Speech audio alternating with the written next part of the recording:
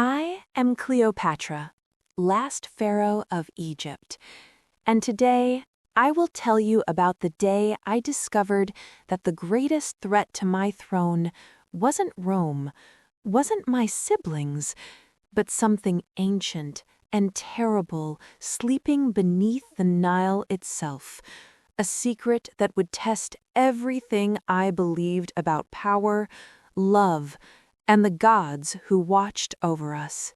My name is Cleopatra VII Philopater, daughter of the Nile, chosen of Isis, pharaoh of Upper and Lower Egypt. I speak to you now from a time when the world was younger, when the great river that gave us life still held mysteries even I, with all my education and power, could not fathom. You have heard tales of me, I am certain. History will paint me in many colors. Some will call me seductress, others will name me schemer, but I tell you now, as I told myself every morning when I placed the double crown upon my head, I am first and foremost a ruler who loves her people, a woman who would do anything to keep Egypt free and prosperous. This story takes place in the 15th year of my reign, when I was 32 years old, seasoned by years of political intrigue, yet still young enough to believe that love and duty could walk hand in hand. Alexandria was at its zenith, the great lighthouse guiding ships from every corner of the known world, the library containing the wisdom of ages, the palace complex where I ruled stretching along the harbor like a jewel in the sun. But this tale does not begin in Alexandria. It begins upriver, in the ancient heart of Egypt, where the Nile flows strongest and the old gods still whisper to those who know how to listen. The characters who share this journey with me are few, but vital. There is Marcus Antonius, Mark Antony to those who cannot speak proper Latin, my lover, my ally, my weakness and my strength all bound in one impossible Roman body. His presence in Egypt was both blessing and curse, for Rome's eyes followed wherever he went. Then there is Kenti, my chief architect and oldest friend, a man of 50 years with hands that could read stone like papyrus and a mind sharp enough to design wonders. He had served my father before me, and his loyalty was as solid as the pyramids themselves. Nefret, my handmaiden and confidant, a young woman of 23 whose beauty was matched only by her cleverness. She came from a family of priests in Thebes and saw things others missed, signs and portents in the flight of birds, meanings in dreams that seemed mere fancy to others. And finally there is Apollodorus, my Sicilian bodyguard and strategist, the man who had once smuggled me rolled in a carpet to meet Julius Caesar. His loyalty was bought not with gold, but with respect, and he would prove invaluable in the days to come. The story I am about to tell you involves a discovery that shook the very foundations of my understanding. Ancient chambers hidden beneath the Nile, accessible only when the river ran lowest, containing secrets that predated even the pyramids. Within those chambers, I would find evidence of a power that could change the course of nations, but wielding it would require sacrifices I was not certain I could make. There would be betrayal from an unexpected quarter, a romance that bloomed in the shadow of danger, and a choice between the throne I had fought so hard to keep and the future of Egypt itself. The river that gave us life would demand a price, and I would learn that some powers are buried for good reason. But I am getting ahead of myself. Every great story must begin at its beginning, and this one starts on a morning when the Nile ran lower than it had in a generation, revealing stones that had not seen sunlight in 1,000 years, stones carved with warnings in a language even I, who spoke 9 tongues, could barely decipher. Come, walk with me now through the heat and dust of Egypt. Feel the sun on your face as I felt it. Hear the eternal song of the river as it flowed past secrets older than memory. This is my story, told in my own voice, and I promise you, By the time we reach its end, you will understand why some mysteries are meant to remain hidden beneath the water. The morning I speak of arrived in the 3rd month of Shemu, the season of harvest, when Egypt burns hottest and the Nile retreats to its narrowest channels. I had traveled upriver from Alexandria with my small retinue, away from the marble and politics of the capital, seeking something I could not quite name. Perhaps it was clarity.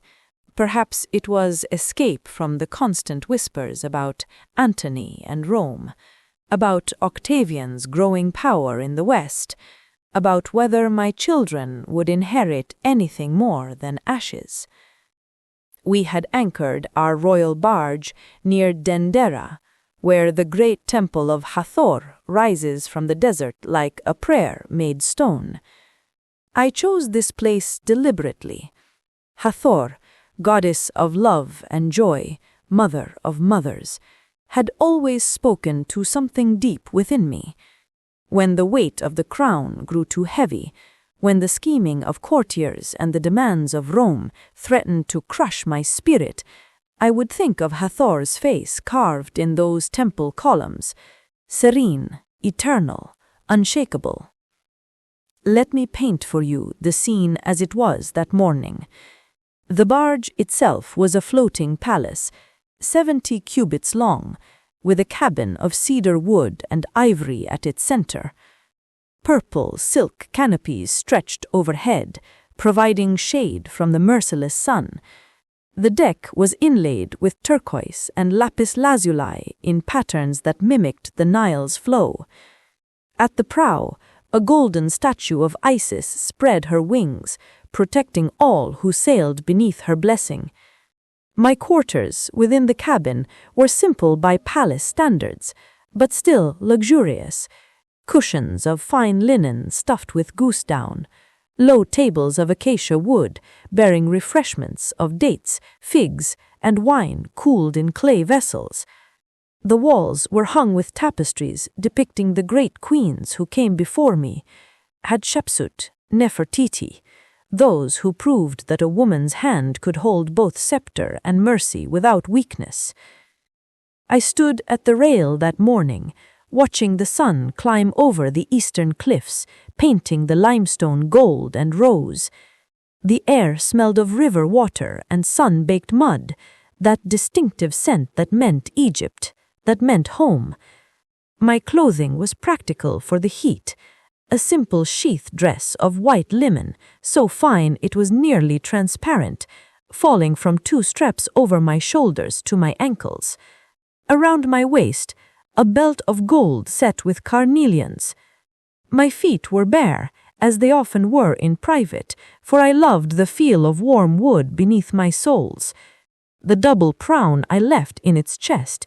Here, away from court, I wore only a circlet of gold adorned with the uraeus, the sacred cobra that marked my divine right to rule. My hair fell loose down my back, black as the rich soil the Nile deposited each year, reaching nearly to my waist. I wore it uncurled, unbraided, feeling the morning breeze lifted gently.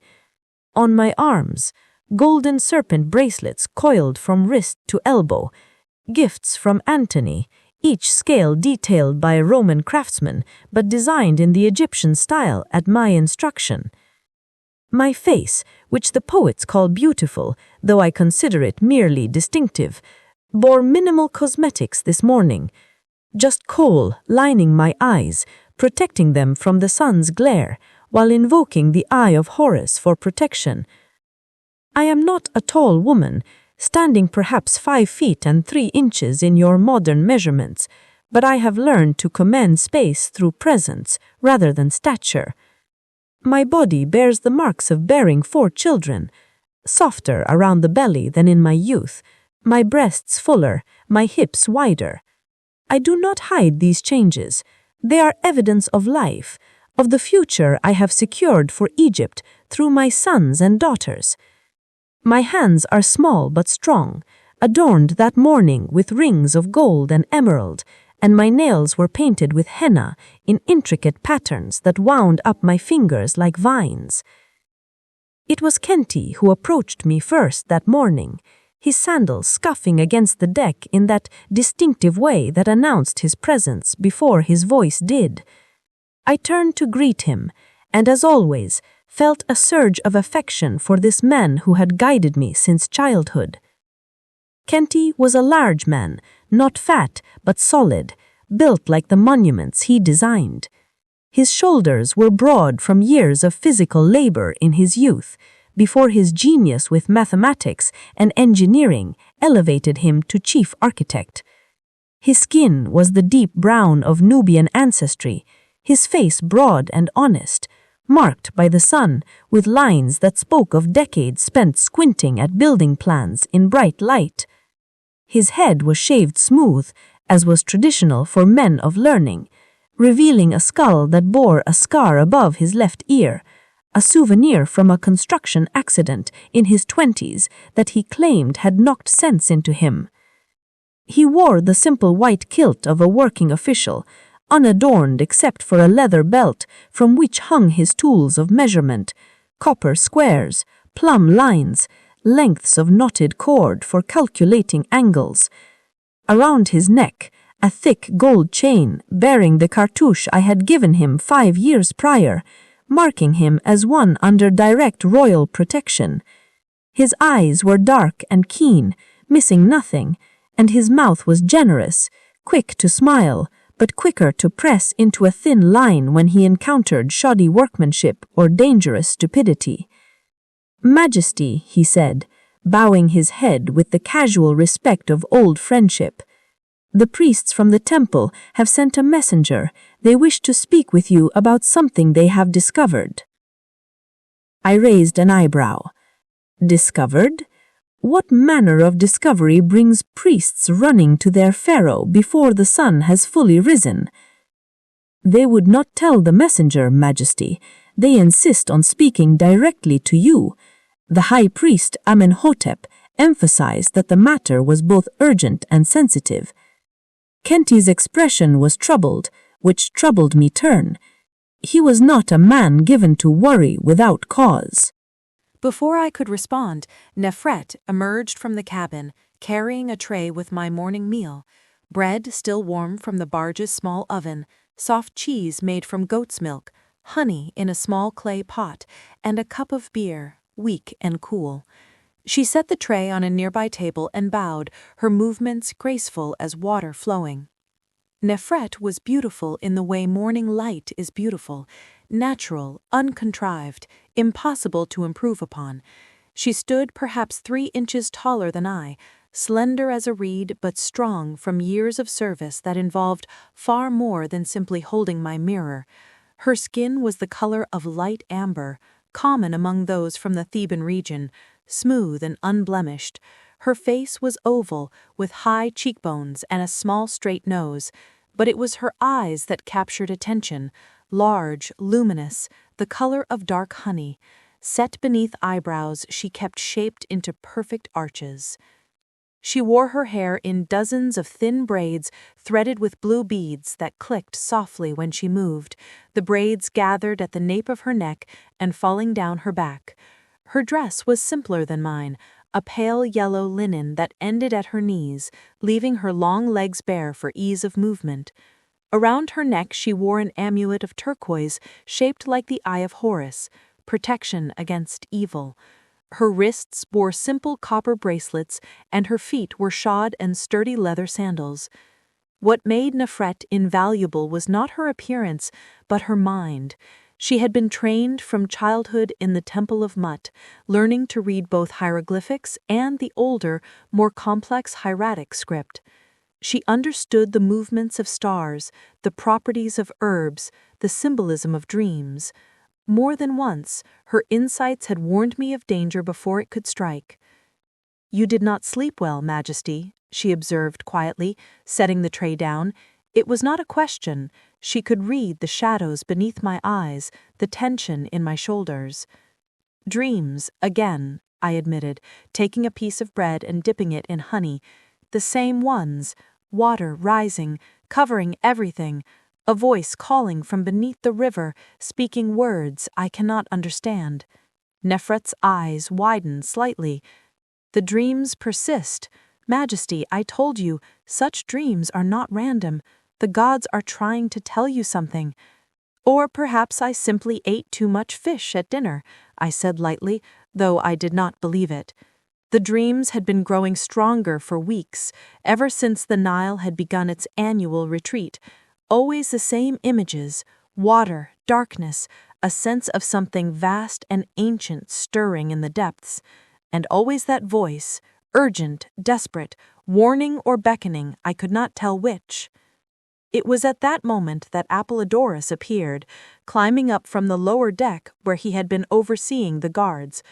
Apollodorus was Sicilian by birth, but Egyptian by choice, having served me for nearly 15 years. He was a man of about 45 years old, though he looked younger, his body maintained through constant training and discipline.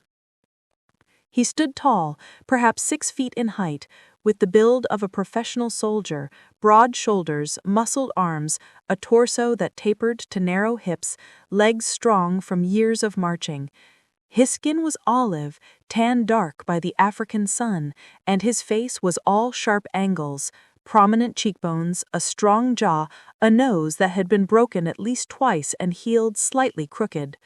His eyes were gray, unusual and striking, constantly scanning for threats with the wariness of a man who had survived by trusting no one completely. He kept his dark brown hair cut short in the Roman military fashion, practical and professional.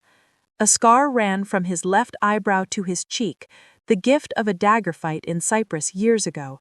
He wore leather armor reinforced with bronze plates, practical rather than decorative, and a short sword hung at his hip. His arms bore the marks of countless small injuries, the accumulated evidence of a violent life. But what I valued most about Apollodorus was his mind. He thought 3 moves ahead, like a champion at Senate. He spoke 5 languages fluently and could adopt the accent and manner of a dock worker or a noble with equal ease. It was this chameleon quality that had allowed me to smuggle me past my brother's guards all those years ago when I desperately needed to reach Caesar. "Majesty," he said, his voice a low rumble, "the priests are not alone. They have brought temple guards, 10 men, armed. They claim it is for your protection, but I note they seem more interested in protecting something they carry." My interest sharpened. "What do they carry?" "A chest, Majesty, small, made of stone from what I can see, covered with a cloth. 2 priests are needed to lift it, so it is heavy. They refuse to set it down or leave it unattended for even a moment." I exchanged glances with Kenty. A stone chest, small but heavy, important enough to warrant an armed escort and the high priest's personal attention. This was no routine matter. "Very well," I said, brushing honey from my fingers and straightening my posture, drawing around myself that invisible mantle of authority that transformed me from woman to pharaoh. "Bring them to me, but Apollodorus, keep your men ready. If this is a trap—" "It is not, Majesty," Nefret interrupted quietly. We all turned to her. She was staring toward the shore, her face pale, one hand clutching her oris amulet. "I feel it. The gods are moving. Something has been found that was meant to stay hidden. The dreams, Majesty, they were preparation, a warning." A chill ran down my spine despite the morning heat. I did not dismiss her words as fancy. Nefret had predicted the storm that destroyed Antony's fleet 3 years ago, had warned me the night before my brother drowned in the Nile during our civil war. She had the sight, as her grandmother before her had possessed it. Within minutes, the priests arrived. They had been rowed from shore in a small boat, and they climbed aboard my barge with the careful reverence of men entering a sacred space, which, in a sense, they were. I was not merely queen, but high priestess of all Egypt, the living connection between the mortal and divine realms. High priest Amenhotep led them. He was an elderly man of perhaps 70 years, rails thin, his shaved head marked with scars of ritual scarification that dated to his youth. He wore the full ceremonial robes, despite the heat, white linen pleated and starched, a leopard skin draped over one shoulder, the sacred ankh suspended from a gold chain around his neck. His face was deeply lined, his eyes rheumy with age, but his mind was sharp as obsidian. He had been high priest at Dendera since before my birth, had known my father, had witnessed the rise and fall of dynasties. Behind him came 4 younger priests, 2 of them carrying the chest Apollodorus had mentioned. It was indeed stone, limestone by the look of it, covered with a linen cloth. The priests' faces were drawn, frightened, as though they carried something that might bite them. The 10 temple guards formed a loose perimeter, their spears held at rest, but ready. They were typical temple soldiers, local men, adequately trained, loyal to the gods they served. They would fight if needed, but I sensed no threat from them. Amenhotep approached and prostrated himself fully, his ancient bones creaking as he lowered himself to the deck. Life, prosperity, and health to the great house, beloved of Hathor, chosen of Isis, light of the 2 lands. Rise, Amenhotep, I said gently. You honor me with your presence, but I would have you comfortable. You bring news of a discovery? He rose with difficulty, and I noted how his hands trembled slightly. Fear? Excitement? Both? Majesty, what we have found. He paused, seeming to search for words.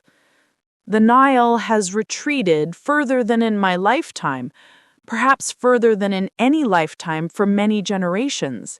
Yesterday, as the water pulled back from the temple foundations, it revealed stones we did not know existed. Steps, Majesty, steps leading down beneath the temple, beneath the level where the river normally flows. I felt my pulse quicken. Steps? Leading where?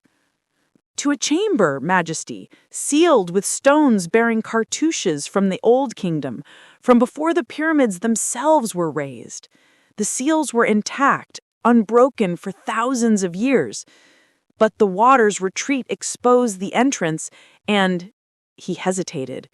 We felt compelled to open it, as though the gods themselves were pushing us forward, leaving us no choice.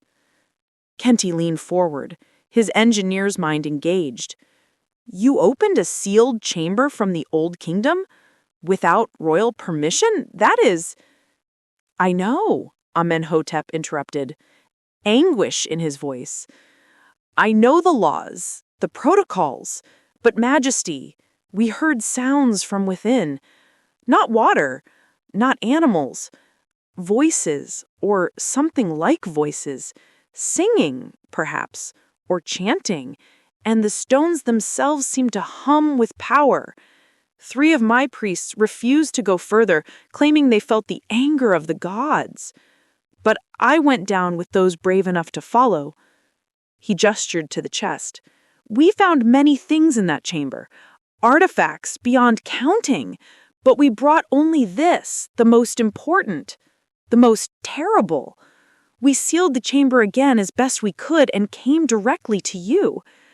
Majesty, I have served Hathor for 53 years.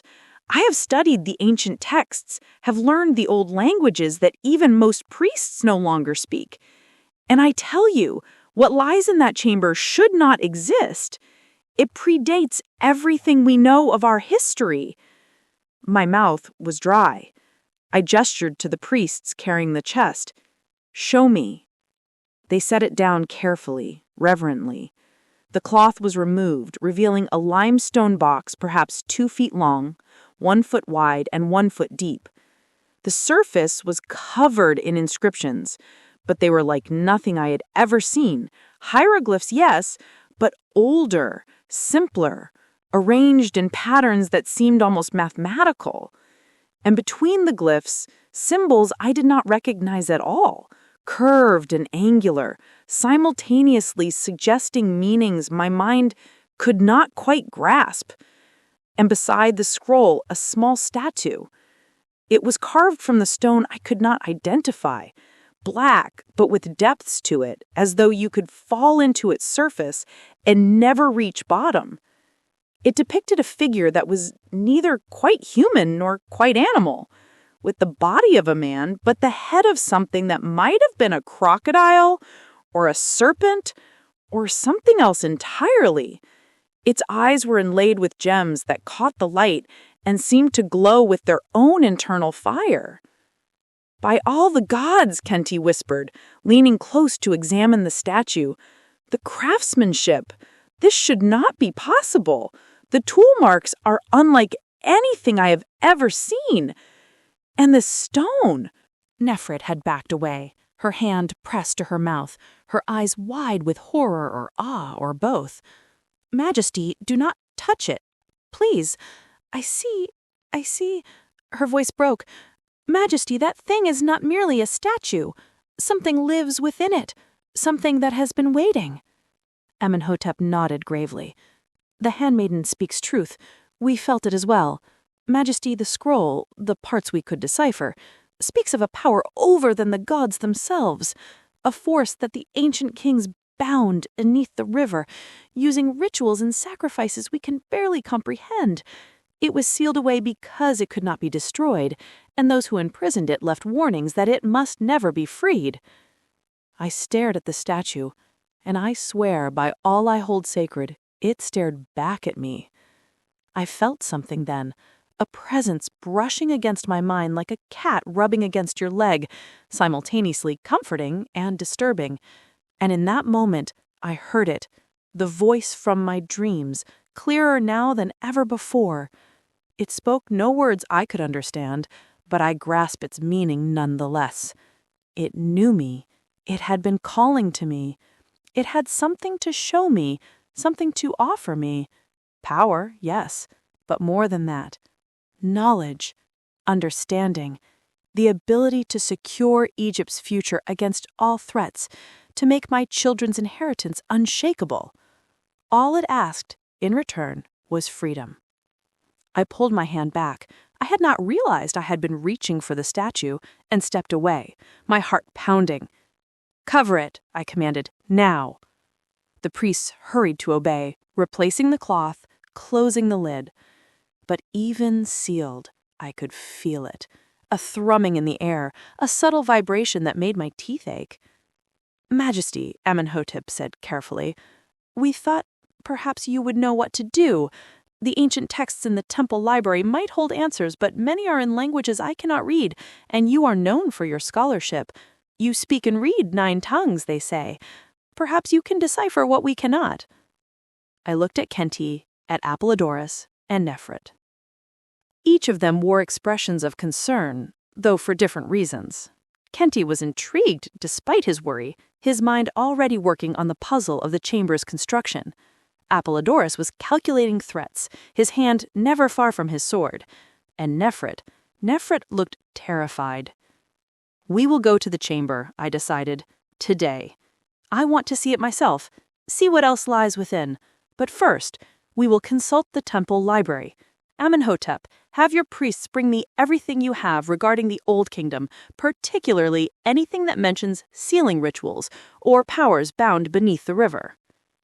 It was then that Mark Antony emerged from the cabin, bare-chested, his hair tousled from sleep, a cup of wine already in his hand despite the early hour. He had stayed below during the priest's arrival, knowing that official business was better conducted without the controversial presence of Rome's most famous general at my elbow. Marcus Antonius.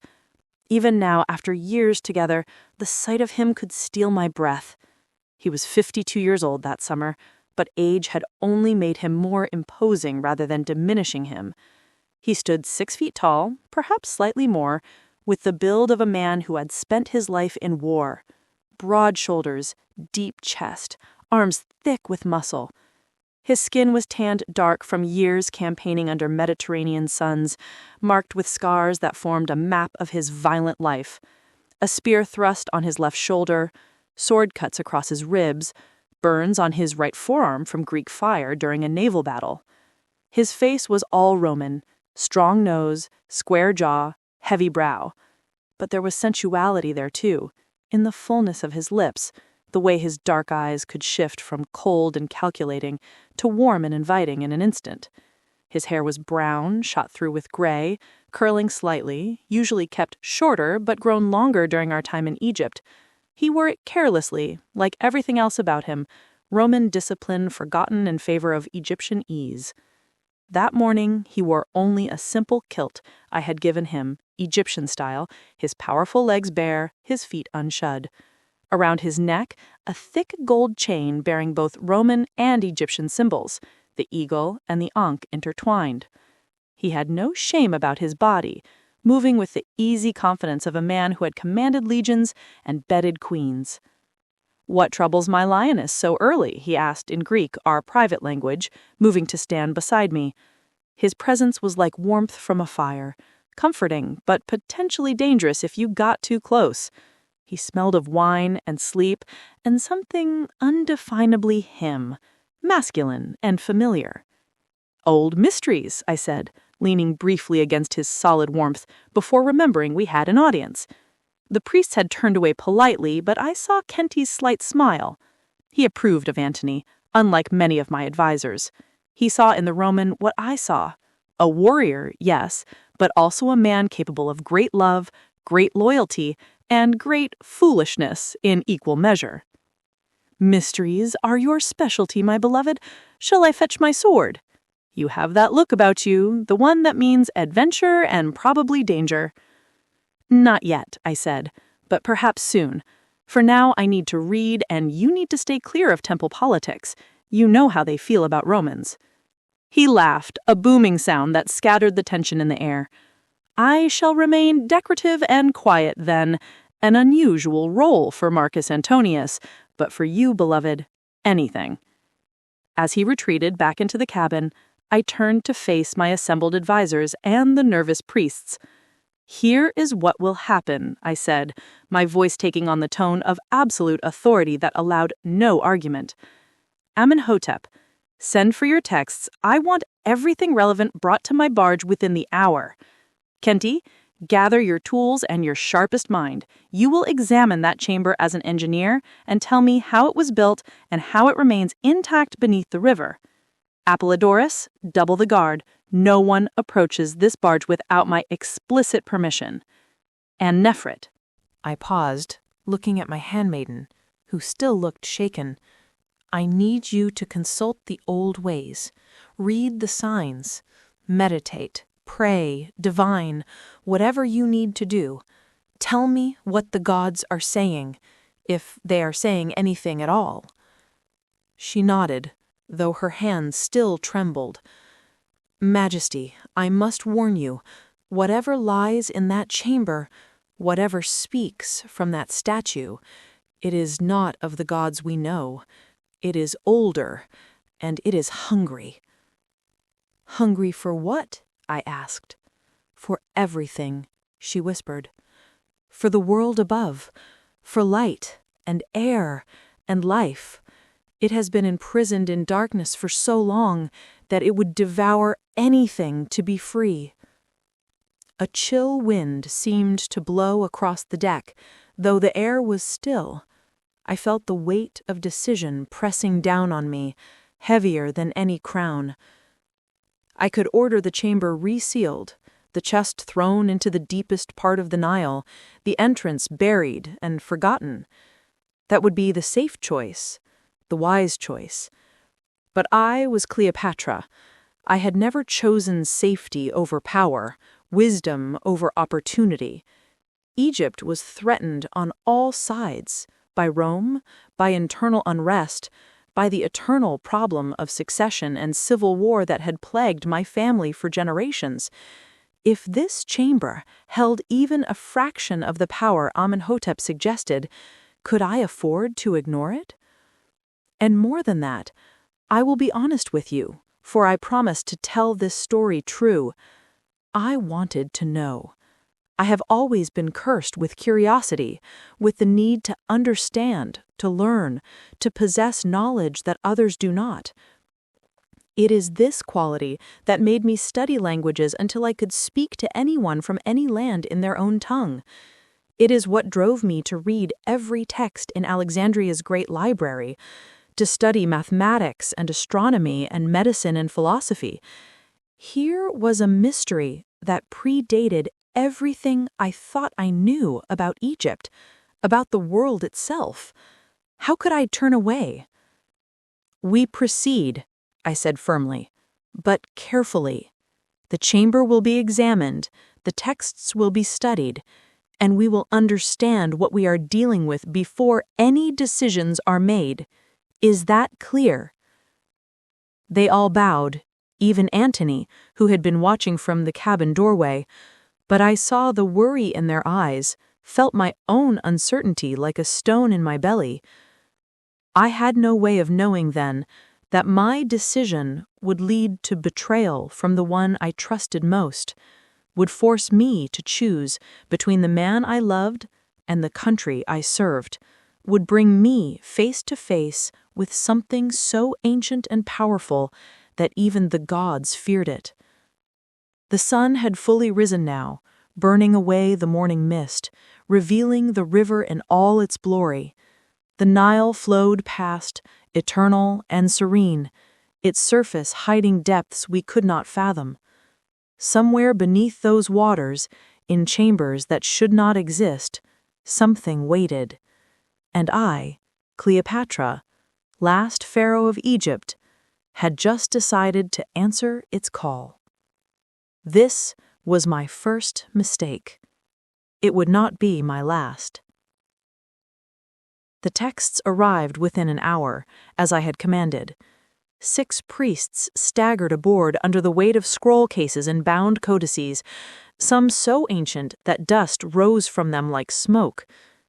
They arranged them carefully in the cabin Antony had vacated for my use, transforming it into a makeshift library and study. I dismissed everyone, except Nefret, needing space to think, to read, to understand. The morning stretched into afternoon as I pored over documents written in languages that had been dead for millennia. My eyes ached from the close work, from deciphering faded ink and damaged papyrus, from puzzling out meanings in scripts that predated even the earliest dynasties. But I am nothing if not persistent. By the time the sun reached its zenith, I had begun to piece together a narrative, fragmented and incomplete, but terrifying in its implications.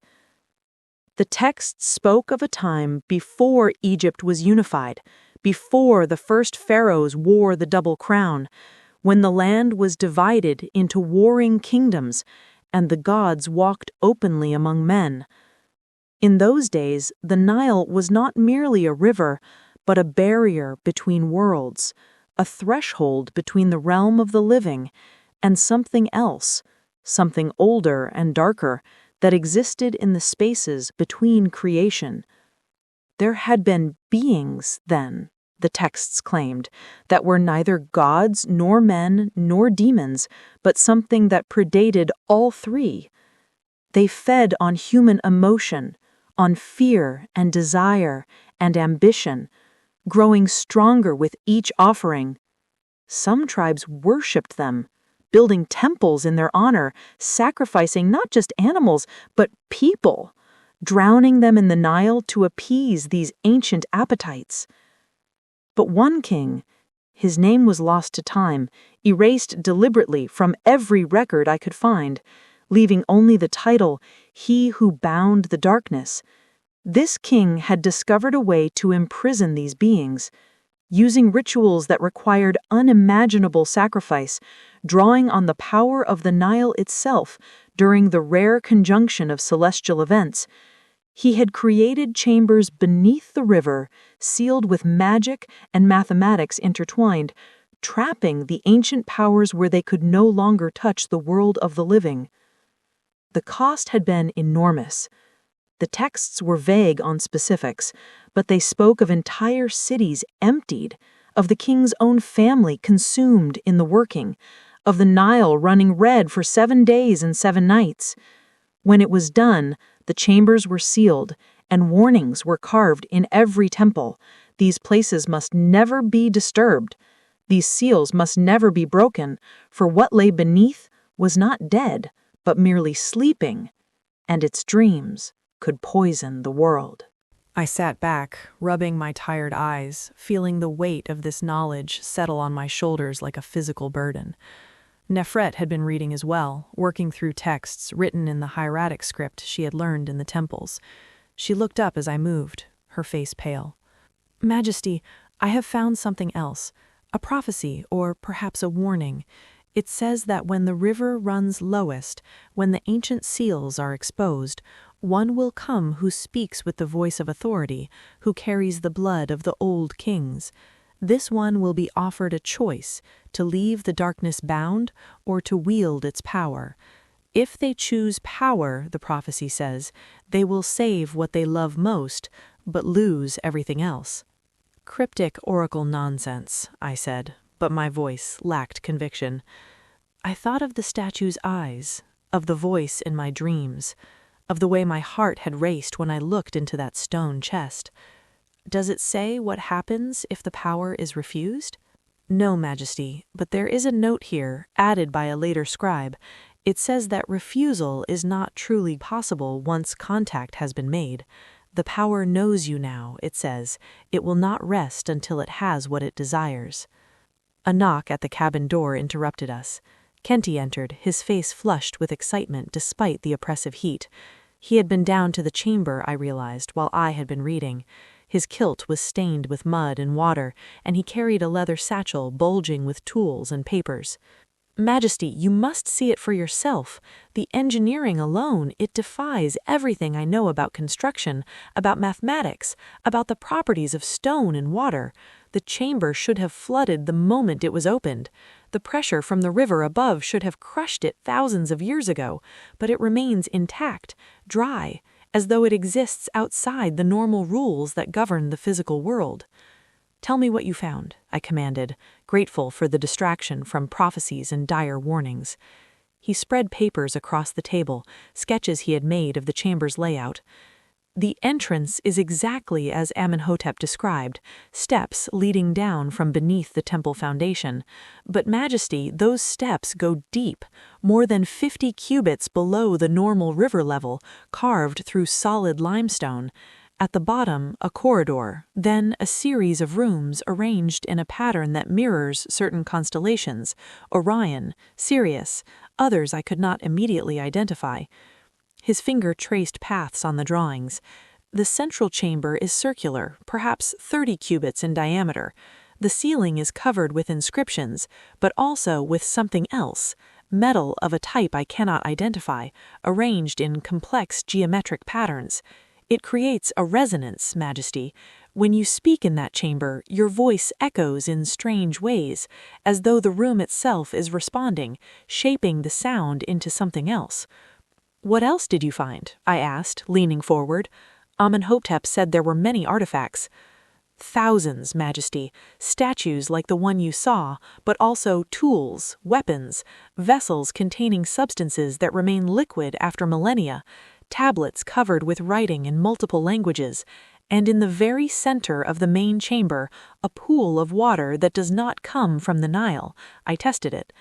The water glows faintly in darkness, and when I touched it—" He paused, looking troubled.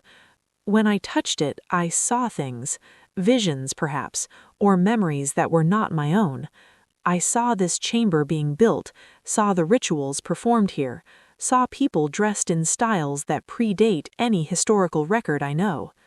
"Did you see what they were imprisoning?" I asked quietly. His expression darkened. "I saw shadows, Majesty, shapes that moved in ways that violated natural law. I saw people screaming, others prostrating themselves in worship or terror, I could not tell which, and I felt—" He stopped, seemed to struggle with words. "I felt Hunger, Majesty, not physical hunger, but a craving so intense it made my own desires seem like pale shadows, a need to consume, to possess, to exist fully after an eternity of half-existence. Nefret had been listening silently, but now she spoke, her voice small. It is aware, then, not just the statue, but the place itself. The chamber is not merely a prison, but a living thing, fed by whatever dwells within it. Kenty nodded reluctantly. That is my sense as well, and Majesty, there is something else you should know. While I was in the chamber, I was not alone. Apollodorus accompanied me, as did 4 guards and 2 of the younger priests. The guards felt nothing unusual, but the priests, both of them, experienced visions similar to mine, and Apollodorus, he hesitated. What about Apollodorus? I demanded. He heard a voice, Majesty, speaking in Latin. It knew his name. It knew things about him, about his family in Sicily, about the brother he lost in the civil wars, about his greatest regrets. It offered him things, power to return home, to reclaim his family's lands, to avenge old grievances. He refused, of course, but Majesty, he was shaken in a way I have rarely seen. Whatever dwells in that chamber can reach into people's minds, find their vulnerabilities, speak to their deepest desires. I felt cold despite the heat. If this power could affect even Apollodorus, whose loyalty I had never questioned, whose discipline was legendary, what might it do to others? What might it already be doing to me? I need to speak with him, I said, rising. Nefret, continue reading. Look for any mention of how the seals were created, how they might be reinforced. If this chamber is becoming active, we may need to strengthen whatever binds its occupant. I found Apollodorus on deck, overseeing the guards. He stood at the rail, staring toward the temple, his posture rigid. When I approached, he turned, and I saw something in his eyes I had never seen before. Fear, yes, but also shame. Majesty, he said, bowing, I assume Kenty told you. He said you heard a voice, that it offered you things. It knew me, Majesty, knew things no one alive knows. It spoke of my brother, Lucius, who died at Philippi. It said, his voice roughened, it said it could show me how to change the past, to save him. All I had to do was help it. Just small things, it said. Just open certain seals, speak certain words. Nothing that would harm you or Egypt, it claimed. Just enough to give it room to breathe after so long in darkness. But you refused. Of course I refused.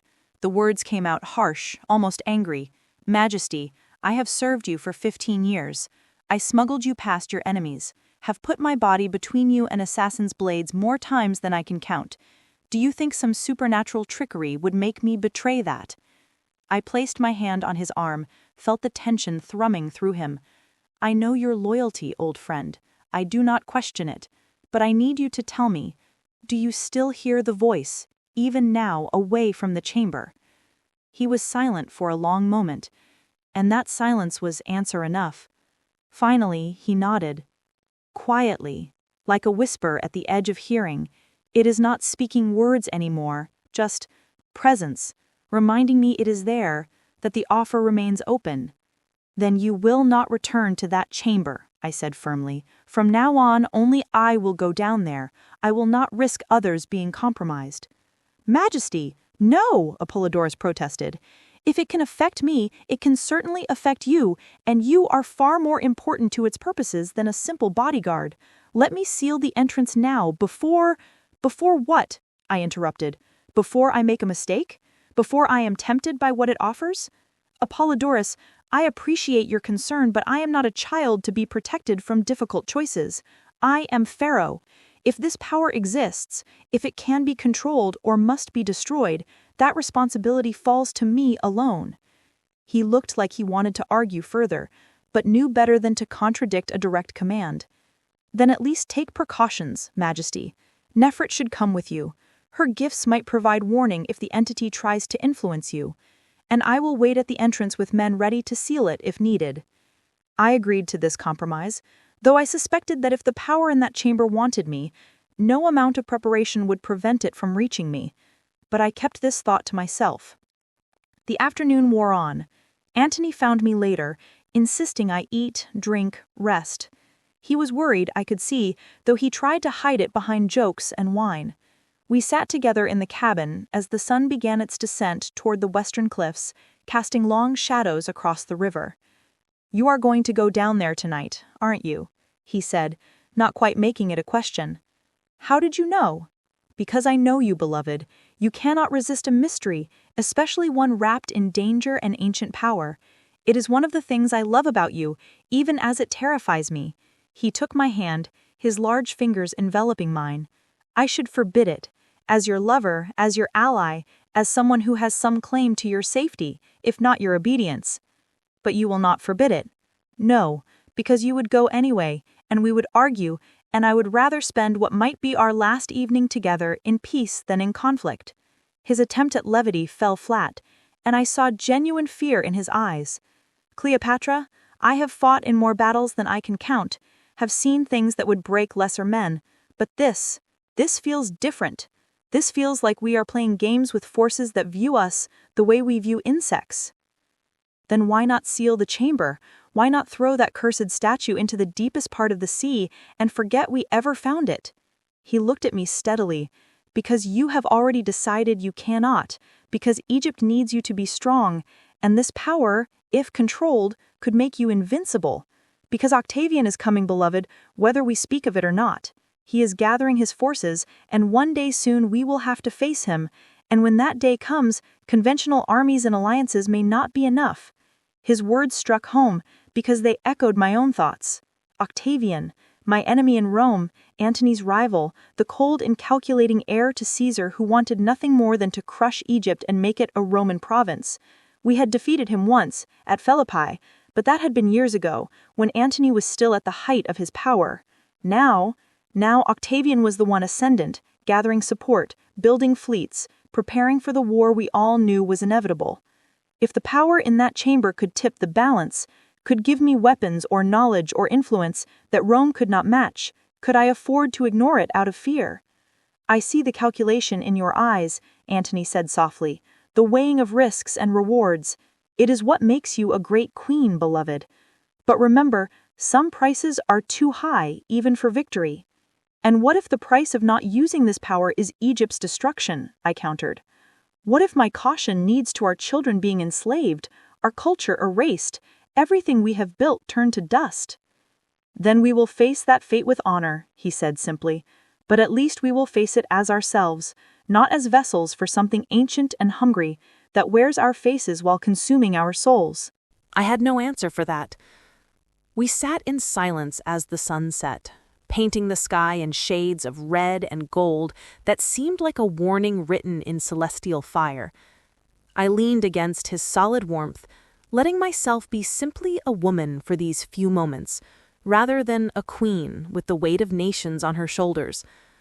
But when night fell, I rose, kissed him one final time, and prepared to descend into the darkness beneath the temple. Nefret joined me, her face set with determination, despite her obvious fear. She carried her amulets and herbs, tools of her temple training that seemed pitifully inadequate against what we were about to face. Apollodorus and 6 guards formed our escort, torches held high against the gathering dark. Amenhotep met us at the temple entrance. He had performed purification rituals, he said, both on the chamber and on himself. He wore fresh robes and multiple protective amulets. Despite all this preparation, his hands still trembled as he led us through the temple complex. The Temple of Hathor at night was a place of deep shadows and whispered prayers. Moonlight filtered through the hypostyle hall, painting the massive columns in silver and black.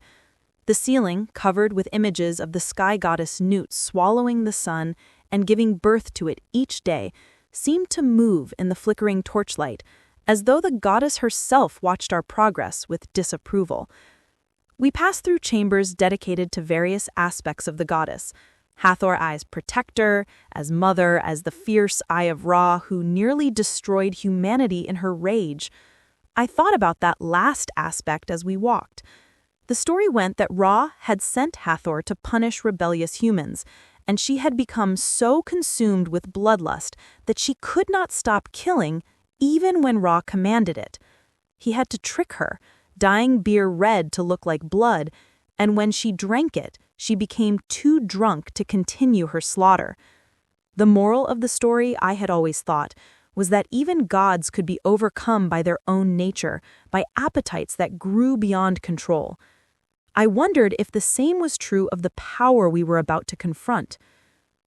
The entrance to the chamber was in the temple's deepest basement, in a room that normally sat half-flooded, accessible only during the lowest point of the Nile's annual cycle.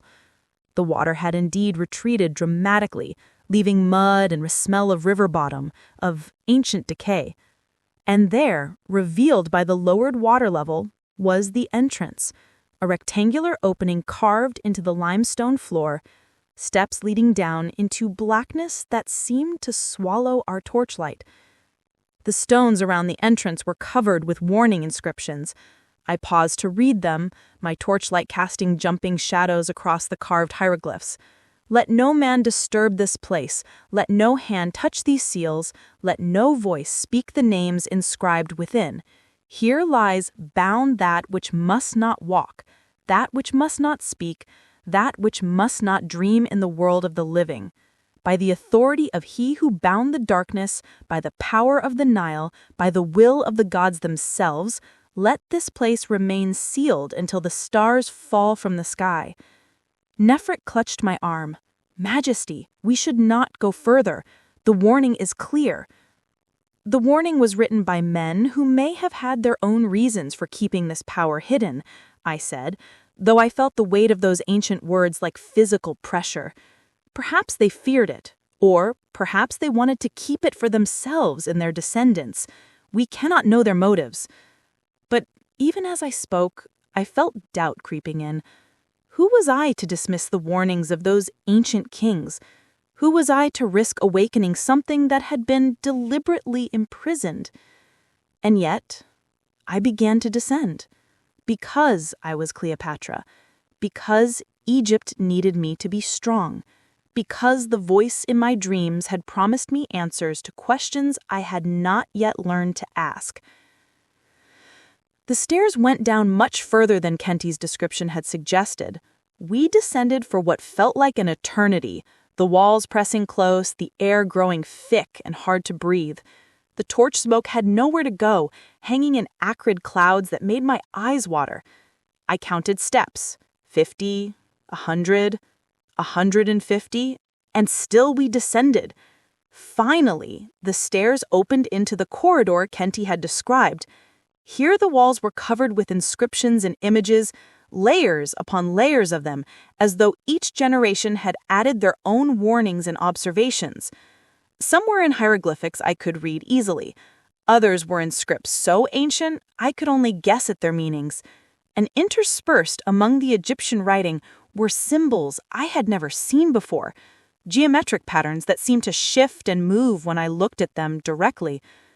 The air here felt different, charged, electric, as though a storm was building despite our being so far underground. I felt the hairs on my arms stand up, felt my heart beating faster. Behind me, I heard Nefret whisper prayers to Hathor, to Isis, to every protective deity she could name. The corridor led to the series of rooms Kenty had mentioned. Each contained artifacts, statues, tablets, vessels, tools.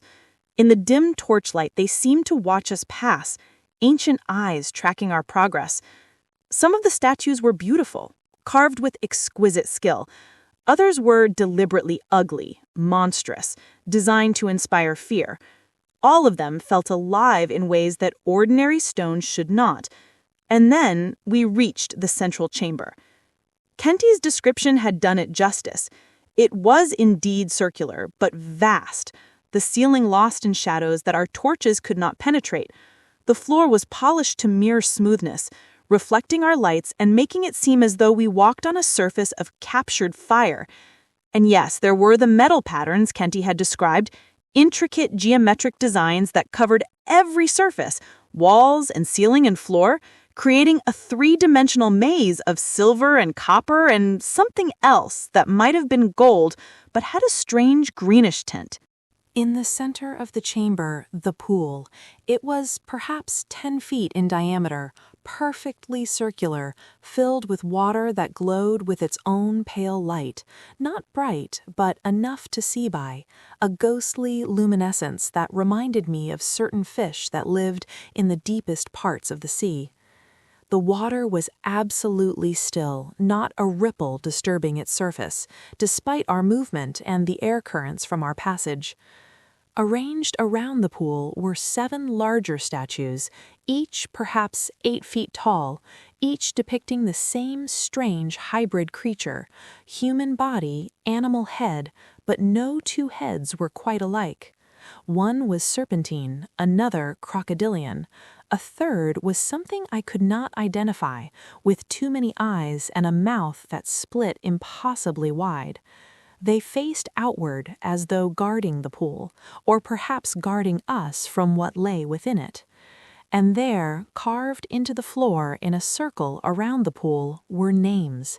Hundreds of them, thousands perhaps, each written in the cartouche style reserved for royalty.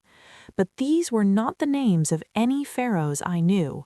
Some were familiar from ancient king lists, rulers whose reigns were legendary or disputed. Others were completely unknown.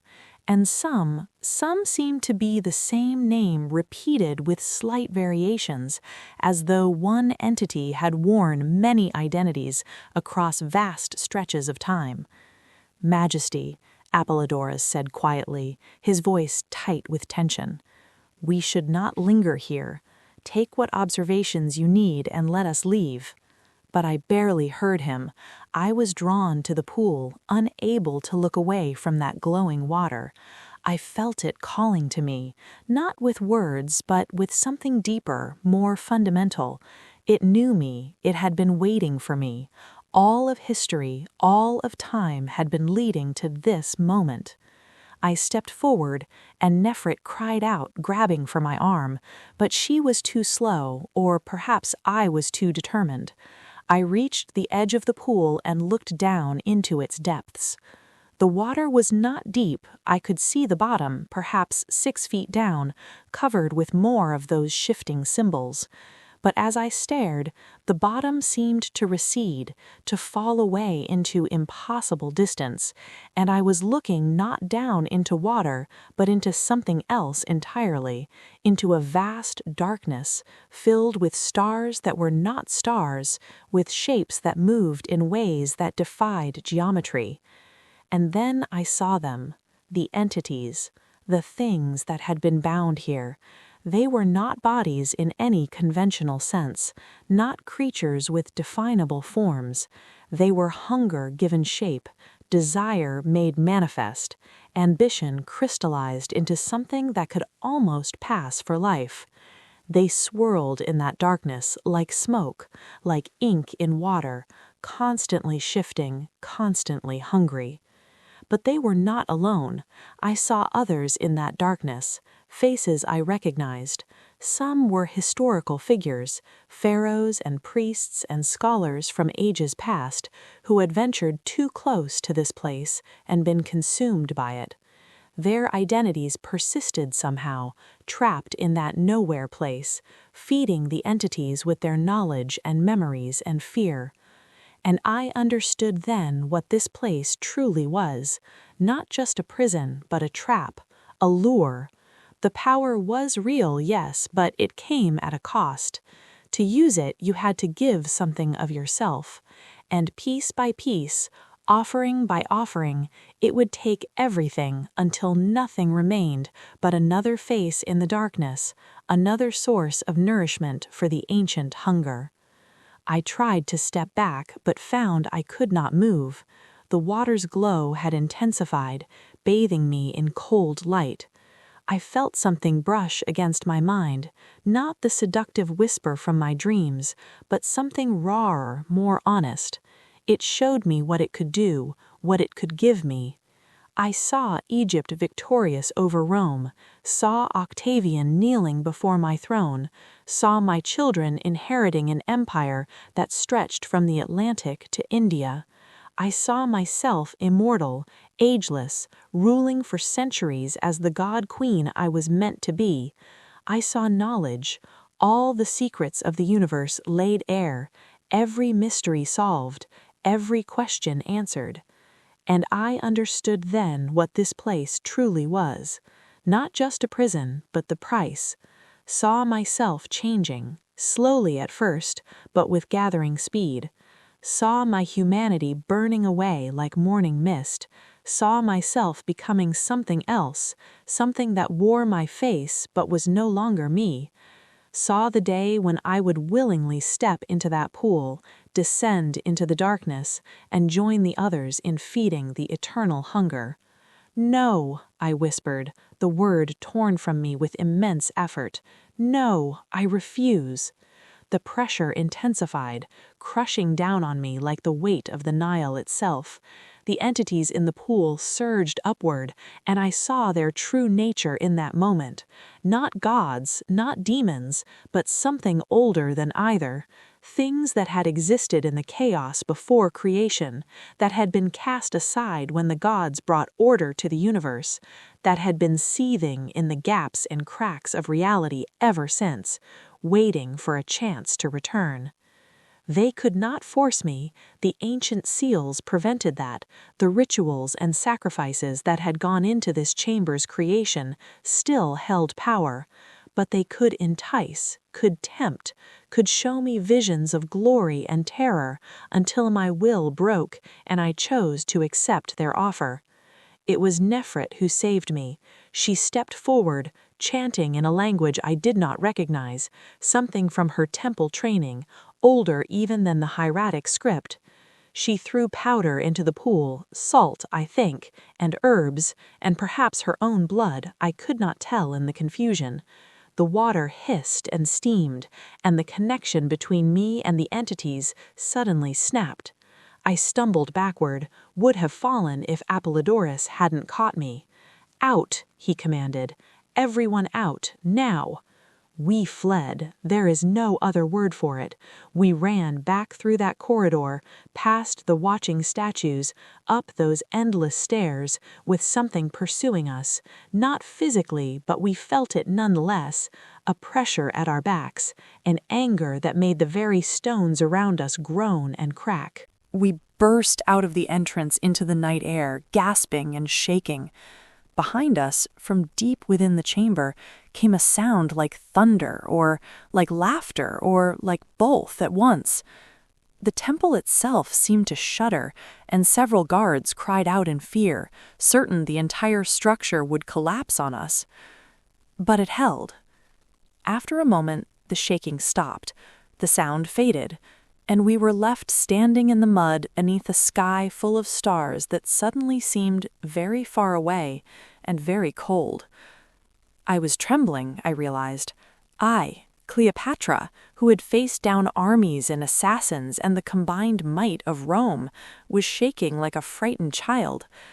Nefret was weeping, great silent tears running down her face. Apollodorus looked shaken but grimly satisfied, as though his worst expectations had been confirmed. Amenhotep was on his knees, praying loudly, thanking the gods that we had emerged alive. The other priests had scattered, fleeing into the temple complex, whether from fear or to summon help I could not tell. "Seal it," I said, when I could finally speak. My voice sounded strange in my own ears, thin and distant. "Seal the entrance, now. Use whatever stones are necessary. I want it blocked so thoroughly that even the memory of how to open it is lost." "Majesty," Kenti said carefully, I had not realized he had followed us down, staying back with the rear guard. "If we seal it now, we lose any chance of accessing whatever knowledge or power lies within. Are you certain?" "I am certain," I said, my voice hardening with conviction born of terror. That power cannot be controlled. It can only consume. I was a fool to think otherwise, and my foolishness nearly cost us everything. But even as I gave the orders, even as Kenti and Apollodorus began organizing the work of sealing the chamber, I felt a whisker of doubt. Had I truly refused the power, or had I simply been frightened by the price it demanded? Was there a way to use it more carefully, more wisely, with proper precautions and safeguards? And beneath that doubt, deeper and more troubling, I felt something new.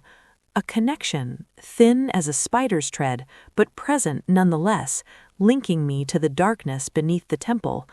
The entities had touched my mind, and though I had refused them, though I had fled, that touch remained.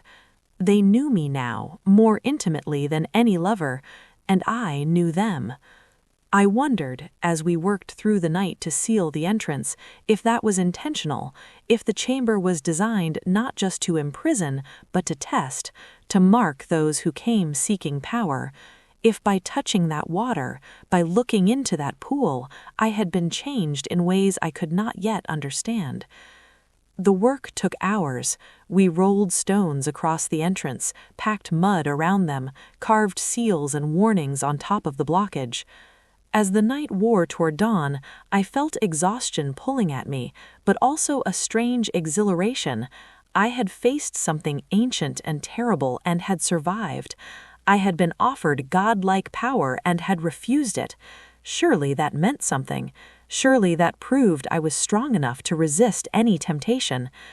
But as the first light of dawn touched the eastern sky, as I finally returned to my barge to collapse into exhausted sleep, I did not notice the small detail that would later prove so significant. The stone statue from the chest, the one Amenhotep had brought aboard, the one we had sealed away before descending into the chamber, was gone. Someone had taken it during the night while we were all focused on the chamber, and with it they had taken a piece of the ancient power, a seed of the darkness that could grow in fertile soil. My second mistake was assuming that sealing the chamber was enough, that the danger was contained. I would not realize my error until it was far too late. I did not discover the theft until midday, when the sun was high and merciless, baking the barge's deck until the wood was hot to touch. I had slept poorly, plagued by dreams that were not quite dreams, half memories of the chamber, half visions of things that might have been or might yet be. When I finally rose, my head ached and my mouth was dry despite the water Nefret had left beside my bed. Antony was waiting in the main cabin, his face grim. He had aged overnight, or so it seemed, his lines around his eyes deeper, his shoulders carrying a weight that was not there before. When he saw me, relief flooded his features, but it was tinged with something else. Fear, perhaps, or recognition that something had changed between us, something fundamental that could not be undone.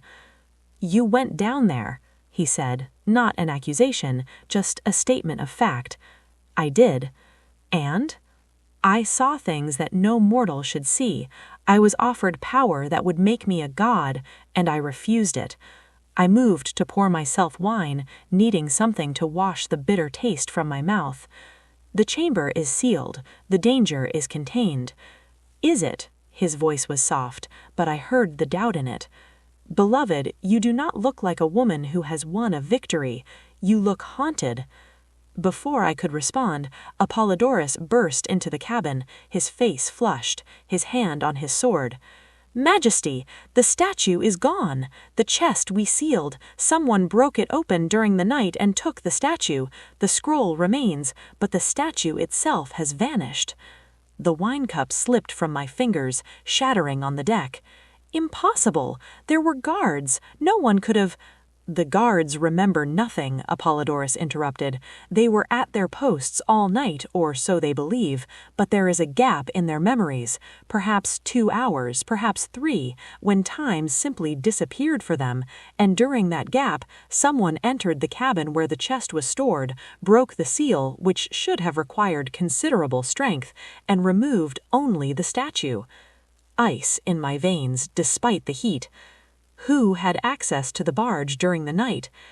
Everyone who was with us at the temple, Majesty, the priests, the guards, Kenti, Nefret, myself. Any of us could have taken it while the others were occupied with sealing the chamber.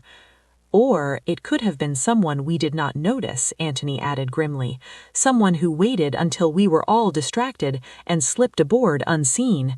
These priests have been in and out all day yesterday. Any of them could have hidden themselves, waited for their moment. I thought of the statue's eyes, of the presence I had felt emanating from it. Apollodorus, whoever took that statue, they were not acting of their own free will, not entirely. The entity in the chamber, it can influence people, make them do things while believing it was their own choice. You felt it yourself. He nodded slowly. The voice. It has been quiet since we sealed the chamber, but yes, I remember. It knew exactly what to say, what to offer.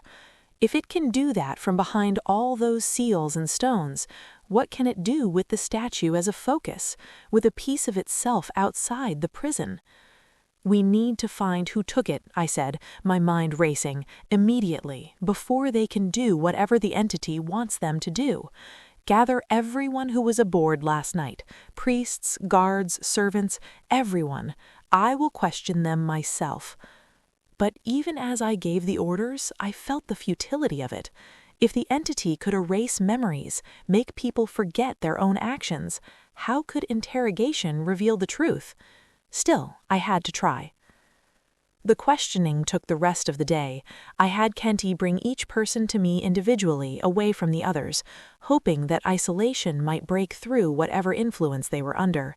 I used every skill I had learned in years of courtly intrigue, reading faces, noting inconsistencies, applying pressure, and offering sympathy by turns. The guards were useless. They remembered their posts, remembered the night passing, but their accounts were identical to the point of being suspicious. It was as though someone had given them all the same script, the same false memories to recite. The priests were more interesting. Most seemed genuinely confused and frightened, with no memory of anything unusual. But two of them, young men, brothers I learned, named Seti and Harkuf, displayed strange reactions when I mentioned the statue. Seti's eye twitched involuntarily. Harkuf's hands began to shake, so badly he had to clasp them together to hide it. "You felt something, didn't you?" I asked them gently, having dismissed the others so we three were alone. "In the chamber or after? Something spoke to you?" Seti, the older brother, looked at Harkuf, then back at me. "Majesty, we did not mean, it was not—" He struggled for words, his face agonized. "Tell me the truth," I commanded.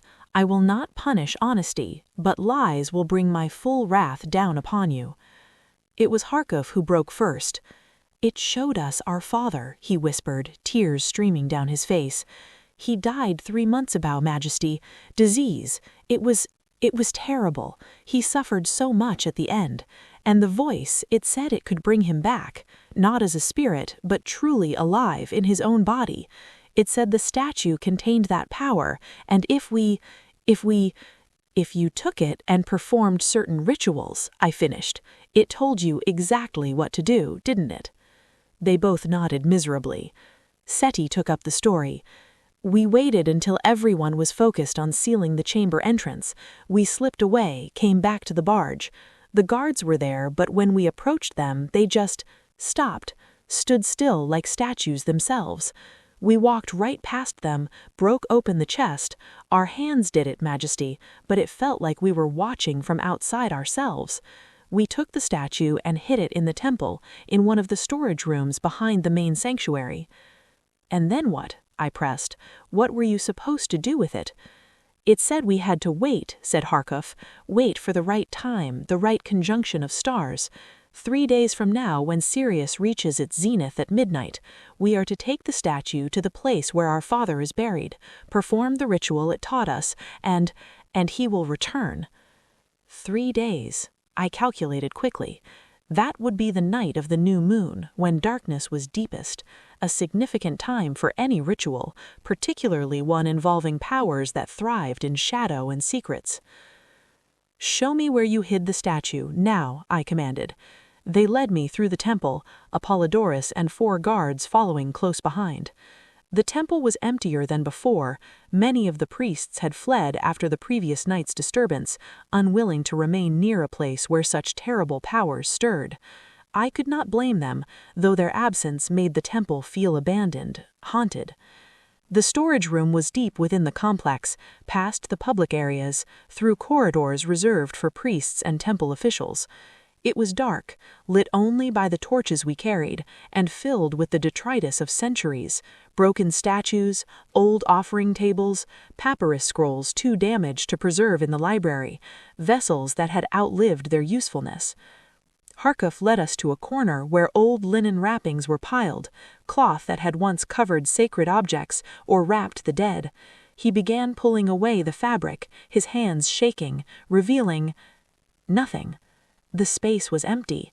Where the statue should have been, there was only more cloth, more dust, more shadows. "It was here," Seti insisted, his voice rising with panic. "I swear by all the gods, Majesty, we placed it here not 12 hours ago.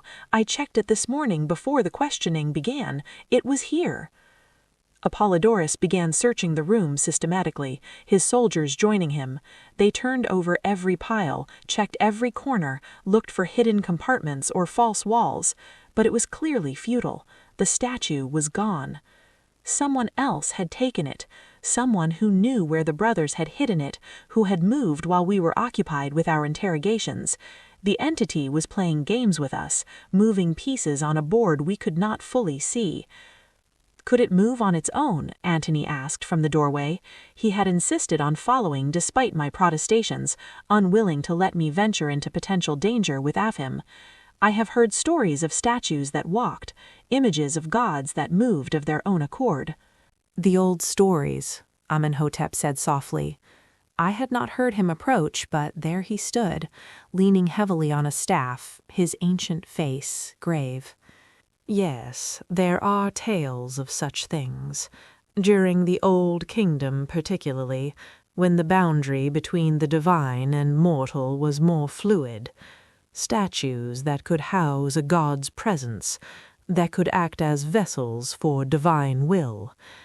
If that statue truly contains a fragment of the entity we imprisoned, and I believe it does, then yes, it could move. Not constantly, not quickly, but when no one is watching, when conditions are right, it could shift itself from place to place." "Then it could be anywhere," I said, frustration making my voice sharp. "It could have left the temple entirely, could be buried in sand or sunk in the river or—" "No, Majesty," Nefret interrupted. She had been silent until now, standing apart, her eyes unfocused in the way that meant she was consulting senses beyond the normal 5. "It is still close, I feel it, like a cold spot in a warm room, like a silence in the midst of noise. It wants to be found, but only by the right person at the right time." "Who is the right person?" I demanded. Her eyes focused on me, and I saw pity in them. "You, Majesty. It has been waiting for you specifically. Everything else, the brothers, the theft, the hiding, all of it is theater designed to bring you to a moment of decision. It knows you refused it in the chamber, but it believes it can change your mind if it can just arrange circumstances correctly." "Then we leave," Antony said firmly. "We return to Alexandria immediately, put as much distance as possible between Cleopatra and this cursed place." "Running will not help," Amenhotep said. "If the entity has marked her, distance is meaningless. It will find ways to reach her, to influence events around her until she is forced to confront it again. Better to face it now, here, where we know its nature and can take precautions." "Face it how?" I asked. "We sealed the chamber. The statue is lost. What exactly are you proposing?" The old priest's expression was troubled. "There is a ritual, mentioned in some of the oldest texts, a way to sever the connection between a marked individual and an entity like this, but it requires—" he hesitated.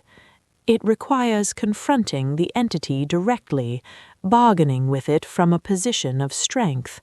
You would need leverage, something it wants more than it wants you." "And what could such a creature possibly want from us?" Apollodorus asked skeptically.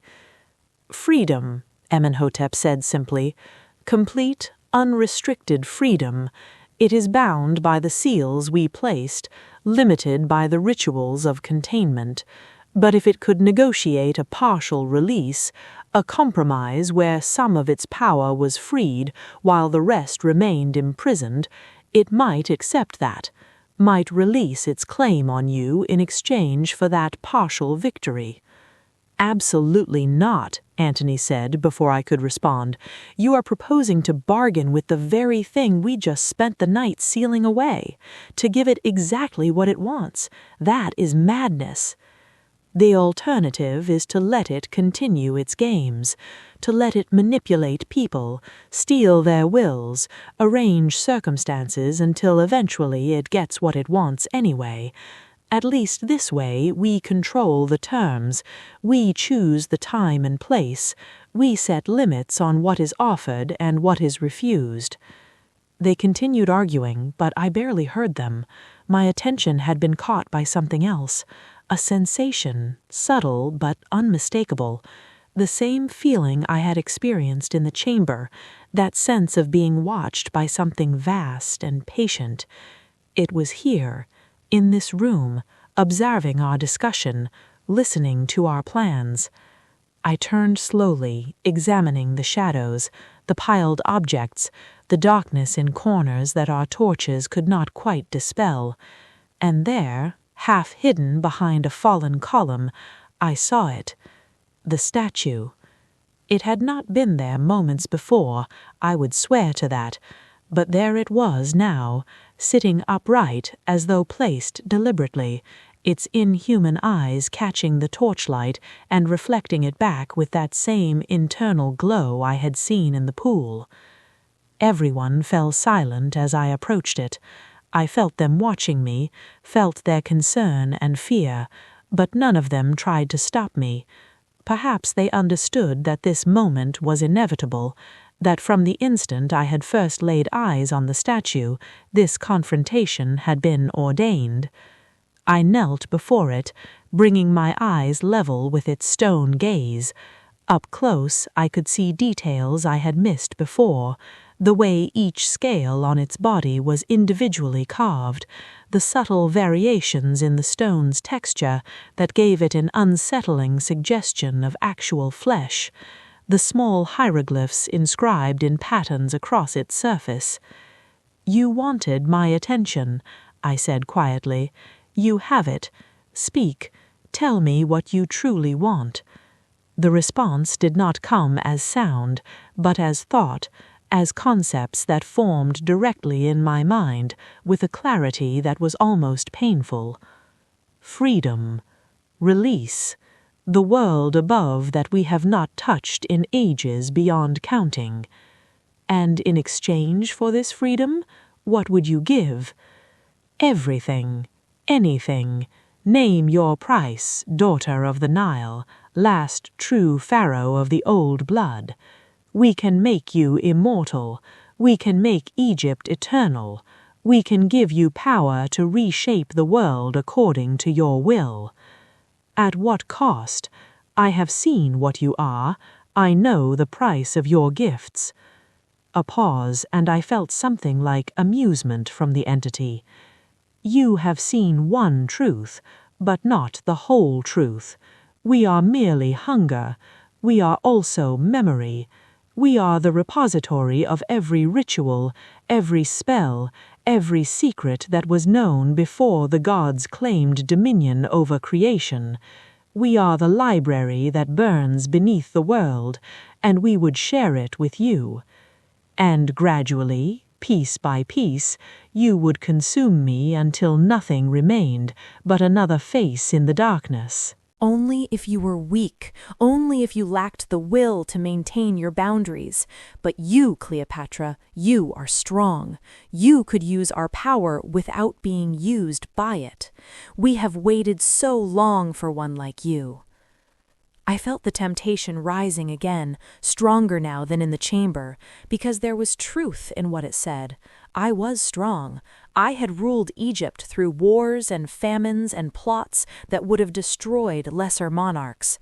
I spoke 9 languages, had read every significant text in the Great Library, had mastered disciplines from mathematics to medicine to military strategy. If anyone could harness such power safely, surely it was I. "Majesty, step away from that thing," Apollodorus said urgently. "Its words are poison. Do not listen." But I could not stop listening, because beneath the entity's promises, beneath the obvious danger, I heard something else: desperation. This creature, this ancient power, was not as secure as it pretended. The seals were holding, the rituals of containment were working. It needed someone to free it, and it had limited ability to make that happen. Which meant I had leverage, as Amenhotep had suggested. I had something it needed. An idea began to form in my mind, dangerous and possibly insane, but potentially the only way out of this trap. "I will make you an offer," I said aloud. "Listen carefully, because I will not repeat it, and I will not negotiate." I felt the entity's attention sharpen, focus entirely on me. "You want freedom, I want Egypt's safety and my own autonomy. Here is my proposal. I will open one small crack in your prison, enough to let a portion of your power through, enough to give you a taste of the world you have been denied, but only a small portion, limited by rituals I will design, bound by conditions I will set. This power will serve Egypt, will protect my people from external threats, but it will not grow beyond the bounds I establish." "Insufficient. We want complete freedom," I said flatly, "because you cannot be trusted with it. You have already admitted you would consume me given the opportunity. Why would I give you everything when you offer nothing but pretty lies and eventual destruction?" Another pause, longer this time. I could almost feel the entity thinking, calculating, weighing options. "What assurance do we have that you would honor this bargain, that you would not seal us away again the moment you have what you want? What assurance do I have that you would not break free entirely and destroy everything I love? We both must accept some risk. That is the nature of compromise." I felt movement then, not physical, but something deeper. The entity was considering it, and in that consideration I glimpsed more of its nature. It was not unified, I realized, not a single being, but a collective, a mass of individual fragments that had merged over time into something that appeared singular. And those fragments did not all agree. Some wanted freedom at any cost, would burn the world to achieve it, but others were tired of the darkness, willing to accept any taste of existence rather than remaining in the void forever. "If we accept this compromise," the voice said finally, "the ritual must be performed by you, only you. We will not trust our freedom to priests or intermediaries who might seal us away again." Agreed, but the ritual will take place in a location of my choosing, with protections of my design, and at any point I sense you attempting to exceed the bounds I set, I will seal everything again, and we will return to the current situation. Are these terms acceptable? The silence stretched so long I thought the entity might refuse. Then, "Acceptable, but know this, Cleopatra, once the ritual is begun, it must be completed. Stopping halfway will destroy you and release us fully. There is no retreat once you start down this path." "I understand." I stood, turning to face the others. Their expressions ranged from horror to disbelief to grim resignation. Antony looked like he wanted to grab me and physically carry me away from this place. Apollodorus had his hand on his sword, as though he might actually try to kill the statue. Nefret was weeping silently, tears streaming down her face. And Amenhotep, the old priest, looked ancient beyond his years, burdened by the weight of terrible knowledge. "You cannot do this," Antony said hoarsely. "Beloved, I am begging you, whatever you think you can control, whatever clever plan you have formed, it will not work. This thing is older and more cunning than you can imagine. It will find every loophole, exploit every weakness, and in the end it will destroy you and everything you love." "Perhaps," I said, "but if I do nothing, it will destroy us anyway, just more slowly. It has already marked me. The connection exists whether I want it or not. At least this way I choose the terms, I dictate the conditions, and I might, just might, gain something useful for Egypt in the process." "At what cost?" Nefret asked, her voice breaking. "Majesty, I have served you since we were girls together. I have followed you through every danger, supported every decision. But this I cannot support. This I must speak against. You are risking your soul, your very existence for power you do not need." "Don't I?" I rounded at her, and I heard my voice rising, felt emotion breaking through my careful control. "Don't I need power? Rome is coming, Nefret. Octavian is gathering his forces. He will not rest until Egypt is a Roman province and my children are dead or enslaved. Everything I have built, everything my ancestors created, all of it will be ground into dust under Roman boots unless I find a way to stop them. And conventional armies, traditional alliances, these will not be enough. You know it, I know it, everyone in this room knows it." "So you would traffic with demons?" Apollodorus demanded. "You would unleash ancient evils to save Egypt? What kind of salvation is that?" "The only kind available!" The words burst from me, years of frustration and fear finding voice. "I am one woman, ruling a kingdom surrounded by enemies. Julius Caesar is dead. Pompey is dead. My brother is dead. Everyone who might have helped me, everyone who might have stood between Egypt and Rome's appetite, gone. All I have left are my wits, my will, and whatever tools I can forge from the materials at hand. If this entity can be controlled, if even a fraction of its power can be directed towards Egypt's defense, then I would be a fool not to try." Silence fell, broken only by the distant sound of wind moving through the temple complex, carrying sand and the smell of the desert. "This is about more than Rome," Antony said finally, his voice quiet and terribly sad. "This is about your fear of mortality, your fear that when you die, Egypt will fall, that your children will not be strong enough, wise enough, ruthless enough to hold what you have built. You want to become immortal not just in name, but in truth. You want to rule forever because you cannot trust anyone else to do it properly." His words cut deeply because they held truth. I wanted to deny them, to rage against his presumption, but I could not.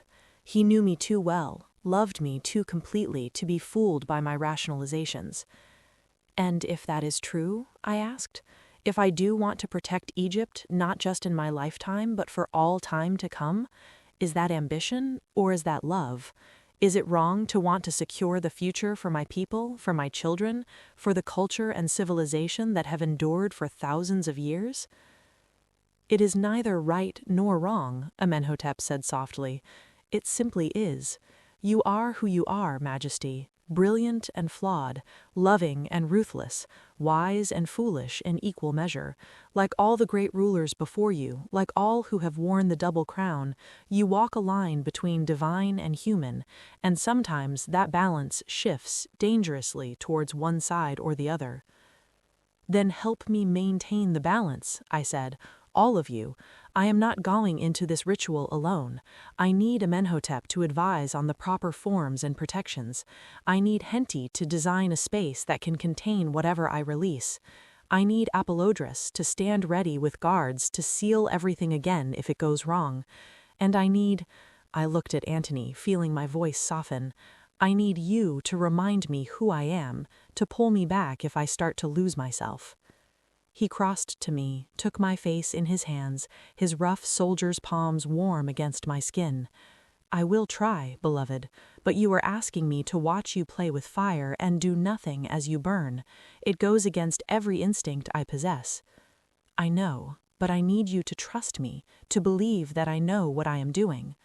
That is precisely what worries me, he said, because I do not know what you are doing.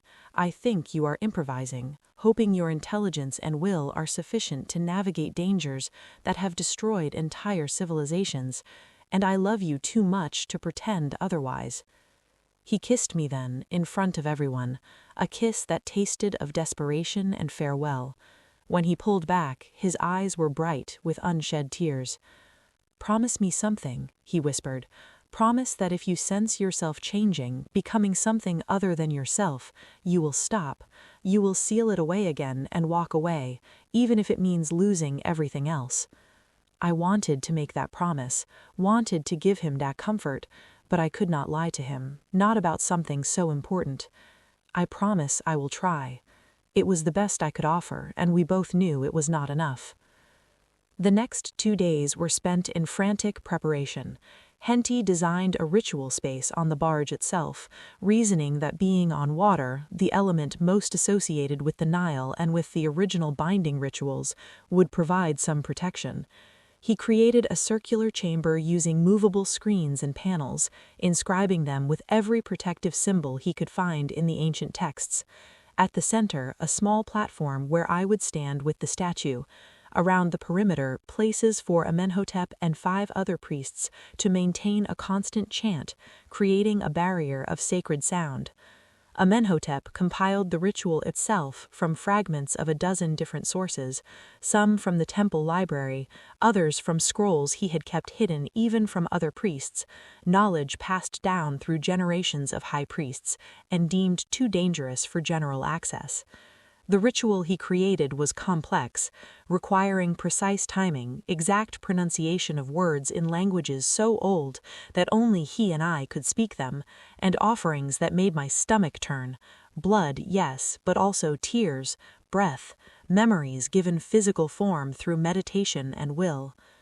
Nefret prepared protective amulets for everyone involved, working tirelessly to create talismans that might shield us from the entity's influence. She also took me aside, made me drink a bitter potion she had brewed from herbs sacred to Isis, claiming it would help maintain mental clarity during the ritual. I did not ask what was in it, trusting her knowledge of such things, though it left me feeling strangely distant from my own body, as though I was watching myself from a slight remove. Apollodorus positioned guards at every approach to the barge, with orders to let no one board during the ritual except those specifically authorized. He also prepared contingencies. If things went wrong, if I gave the signal, the entire barge would be scuttled, sending the statue and everything it carried to the bottom of the Nile. It was a last resort, likely to be ineffective given the entity's nature, but at least it was something. And through it all, I felt the statue watching me. We had placed it in a sealed box again, locked and warded with every protection we could devise, but I felt its presence nonetheless. It was patient now, confident. It believed I would free it. It believed it had already won. Perhaps it was right. The appointed night arrived, the new moon, when the sky was darkest and the stars shone with peculiar brilliance. The air was still, no wind stirring the Nile's surface, leaving the water smooth as polished bronze reflecting the heavens. It felt like the world was holding its breath, waiting to see what would happen. We gathered in the ritual space as the sun set. Amenhotep and his 5 priests, all of them elderly men who had volunteered for this dangerous duty, knowing they might not survive it. Genti, who would observe and record everything, his engineer's mind documenting each step in case future generations needed to understand what we had done, Nefret, who would maintain her own separate ritual of protection, calling on Isis and Hathor for intervention, Apollodorus and a dozen guards standing just outside the circle, ready to act if needed, and Antony, who refused to leave despite my protests, who stood at the circle's edge with a sword in his hand and murder in his eyes, prepared to cut down anything, including me, that threatened to escape. I stood at the center of the circle, wearing white linen robes that left my arms and shoulders bare. My hair was unbound, falling in a dark cascade down my back. I wore no jewelry except a single gold ankh at my throat, symbol of life, reminder of what I was fighting to preserve. In my hands I held the statue, and even through the cloth wrapping it I felt its coldness, its hunger, its terrible eagerness. "Are you ready, Majesty?" Amenhotep asked. His voice was steady, but I saw how his hands trembled as he held his copy of the ritual texts. "I am ready." "Then we begin. Remember, once started, the ritual cannot be stopped. You must see it through to completion, whatever happens. If you stop halfway, the shock could kill you, and the entity would be freed entirely with no bonds to hold it." I nodded my understanding, though my mouth was dry and my heart pounded so hard I thought surely everyone could hear it. The priests began their chant, words in the oldest Egyptian, the language of the pyramid builders, the tongue spoken before hieroglyphics were invented. The sound filled the ritual space, creating a vibration that I felt in my bones, in my teeth, in the very core of my being. I began to unwrap the statue, speaking the words Amenhotep had taught me, words that meant, "I open the way," and "I invite the presence," and "I acknowledge the bond." Each word felt heavy, significant, as though reality itself was shifting to accommodate their meaning. The statue's eyes began to glow, faintly at first, but with increasing intensity. The priest's chant grew louder, more urgent, as though they sensed something responding, something rising from depths we could not fathom. I placed the statue on the platform, arranged my offerings around it, a bowl of my blood mixed with Nile water, a vial containing my breath captured through complicated rituals, a papyrus inscribed with my most private memories, things I had never shared with anyone, vulnerabilities and fears and secret shames given permanent form. "I call to you," I said, speaking now in the language of the ritual, that ancient tongue that hurt my throat to pronounce. "I name you, I acknowledge you, I offer you passage from darkness into limited light, from void into bounded existence, from prison into constrained freedom." The air around the statue began to shimmer, to distort, as though heat was rising from it despite the cool night air. I felt pressure building, felt something vast and ancient pressing against the barriers we had erected, testing them, probing for weaknesses. "I set terms," I continued, forcing the words out though my voice wanted to fail. "You will serve Egypt. You will defend her from all threats, foreign and domestic. You will grant me knowledge of the ancient arts, of healing and building, and the secret workings of the natural world. But you will not control me. You will not consume me. You will not extend your influence beyond the bounds I establish. Do you accept these terms?" The response came not as words but as sensation, as pressure that threatened to crush my skull, as images that flooded my mind, terrible and beautiful in equal measure. I saw civilizations rise and fall. I saw gods being born and dying. I saw the universe from perspectives that no human mind was meant to comprehend. And through it all, I felt the entity's essential nature, not evil, not good, but something beyond such simple classifications. It was hunger, yes, but also curiosity. It was destructive, yes, but also creative. It was alien to human understanding, but not necessarily hostile to human existence. "If we accept your terms," it said in that voice that was not a voice, "if we serve Egypt as you demand, what guarantee have we that you will continue to honor the bargain, that your successors will not seal us away again? I give you my word, my oath as Pharaoh, as High Priestess, as the living embodiment of Ma'at. I will honor our agreement for as long as I live, and I will teach my children to do the same. Beyond that, I cannot guarantee. Future generations will make their own choices, as they must. But I offer you at least one lifetime of freedom, which is more than you have had in millennia." Another pause, and I felt the entity considering, weighing, calculating probabilities across timescales my mind could barely grasp. "Acceptable. We accept your terms, Cleopatra, last of the Ptolemies, daughter of the Nile. Let the binding begin." What happened next is difficult to describe because it occurred partially in the physical world and partially in spaces that exist adjacent to reality, in the gaps between moments. I felt the statue crack, heard it, though no sound actually occurred, saw light pour from it, but not light as I understood it. This was illumination that cast shadows inward rather than outward, that revealed things hidden in full view rather than illuminating darkness.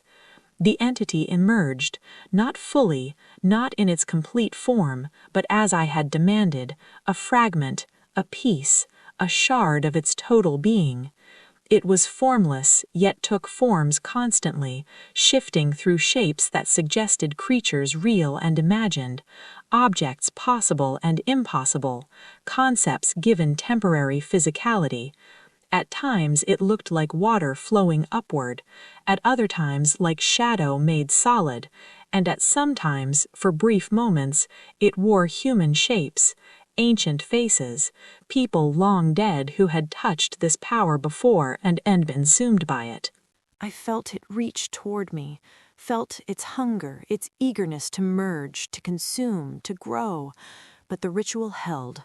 The words I spoke, the offerings I had made, the protections we had established, all of it combined to create a boundary, a limit that the entity could not cross. It pressed against that boundary, testing it, and I felt the strain like hands pressing against every inch of my skin, seeking entry. "You will go," I commanded, forcing authority into words though terror threatened to rob me of voice. "Into this vessel, this body I have prepared for you." I had been working on it during the 2 days of preparation, a construct made of clay from the Nile, shaped into roughly human form, inscribed with binding symbols and animated through rituals that blurred the line between creation and necromancy. It was not alive, not truly, but it provided something the entity could inhabit, could use to interact with the physical world without needing to possess a living person.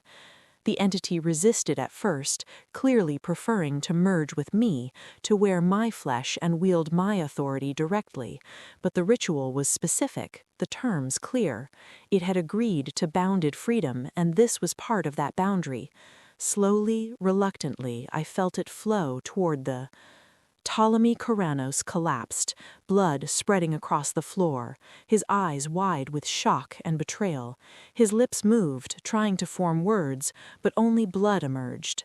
Within moments, he was still, another casualty in the long history of those who reached too far, too fast for power they could not control.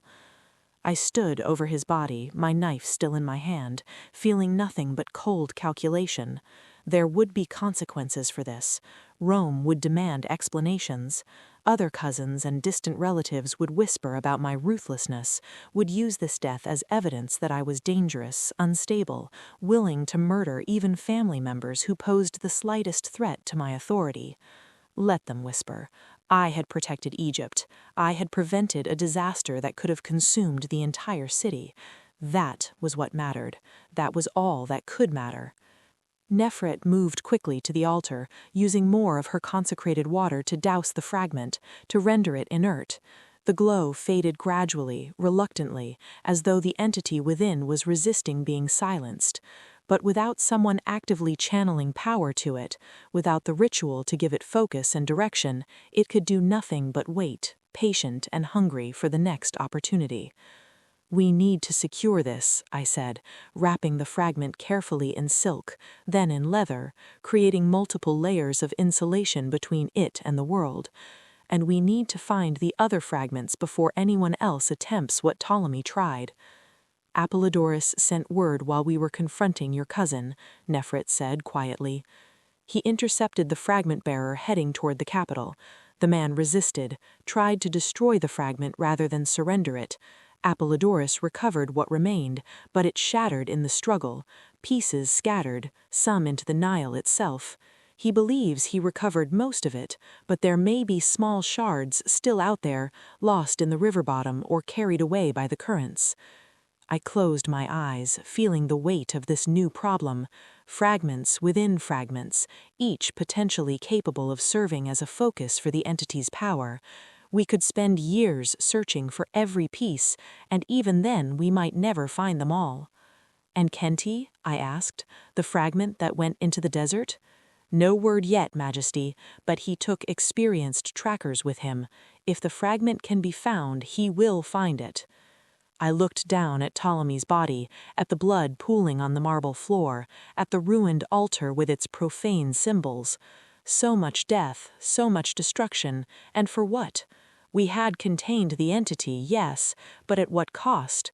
How many more would die before this was finished? How much more of myself would I have to sacrifice to keep Egypt safe? "Help me move him," I said finally.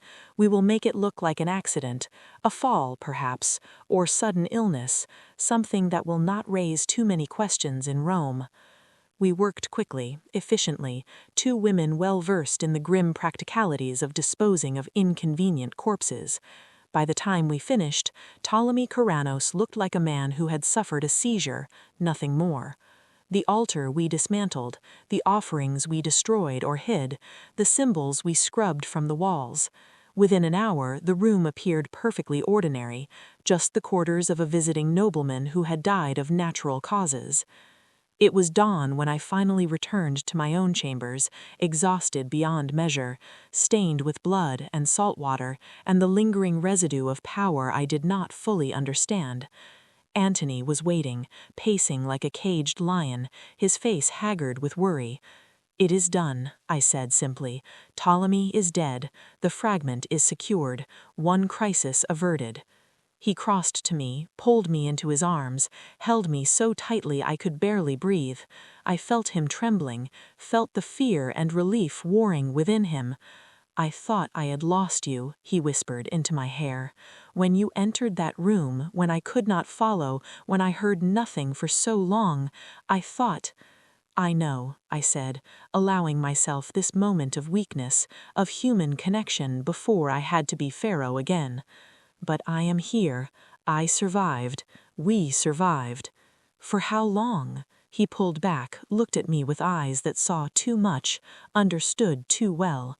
"Beloved, you have bound yourself to something ancient and terrible.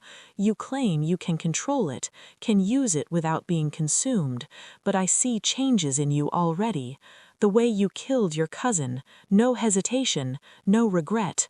The way you speak of power as though it is more important than love, than life itself. You are becoming something other than the woman I fell in love with." His words hurt because they contained truth. I was changing. The entity had touched me, marked me, altered something fundamental in my nature.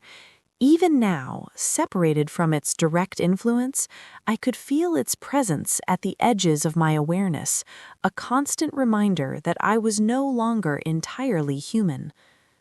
"Perhaps change is necessary," I said quietly.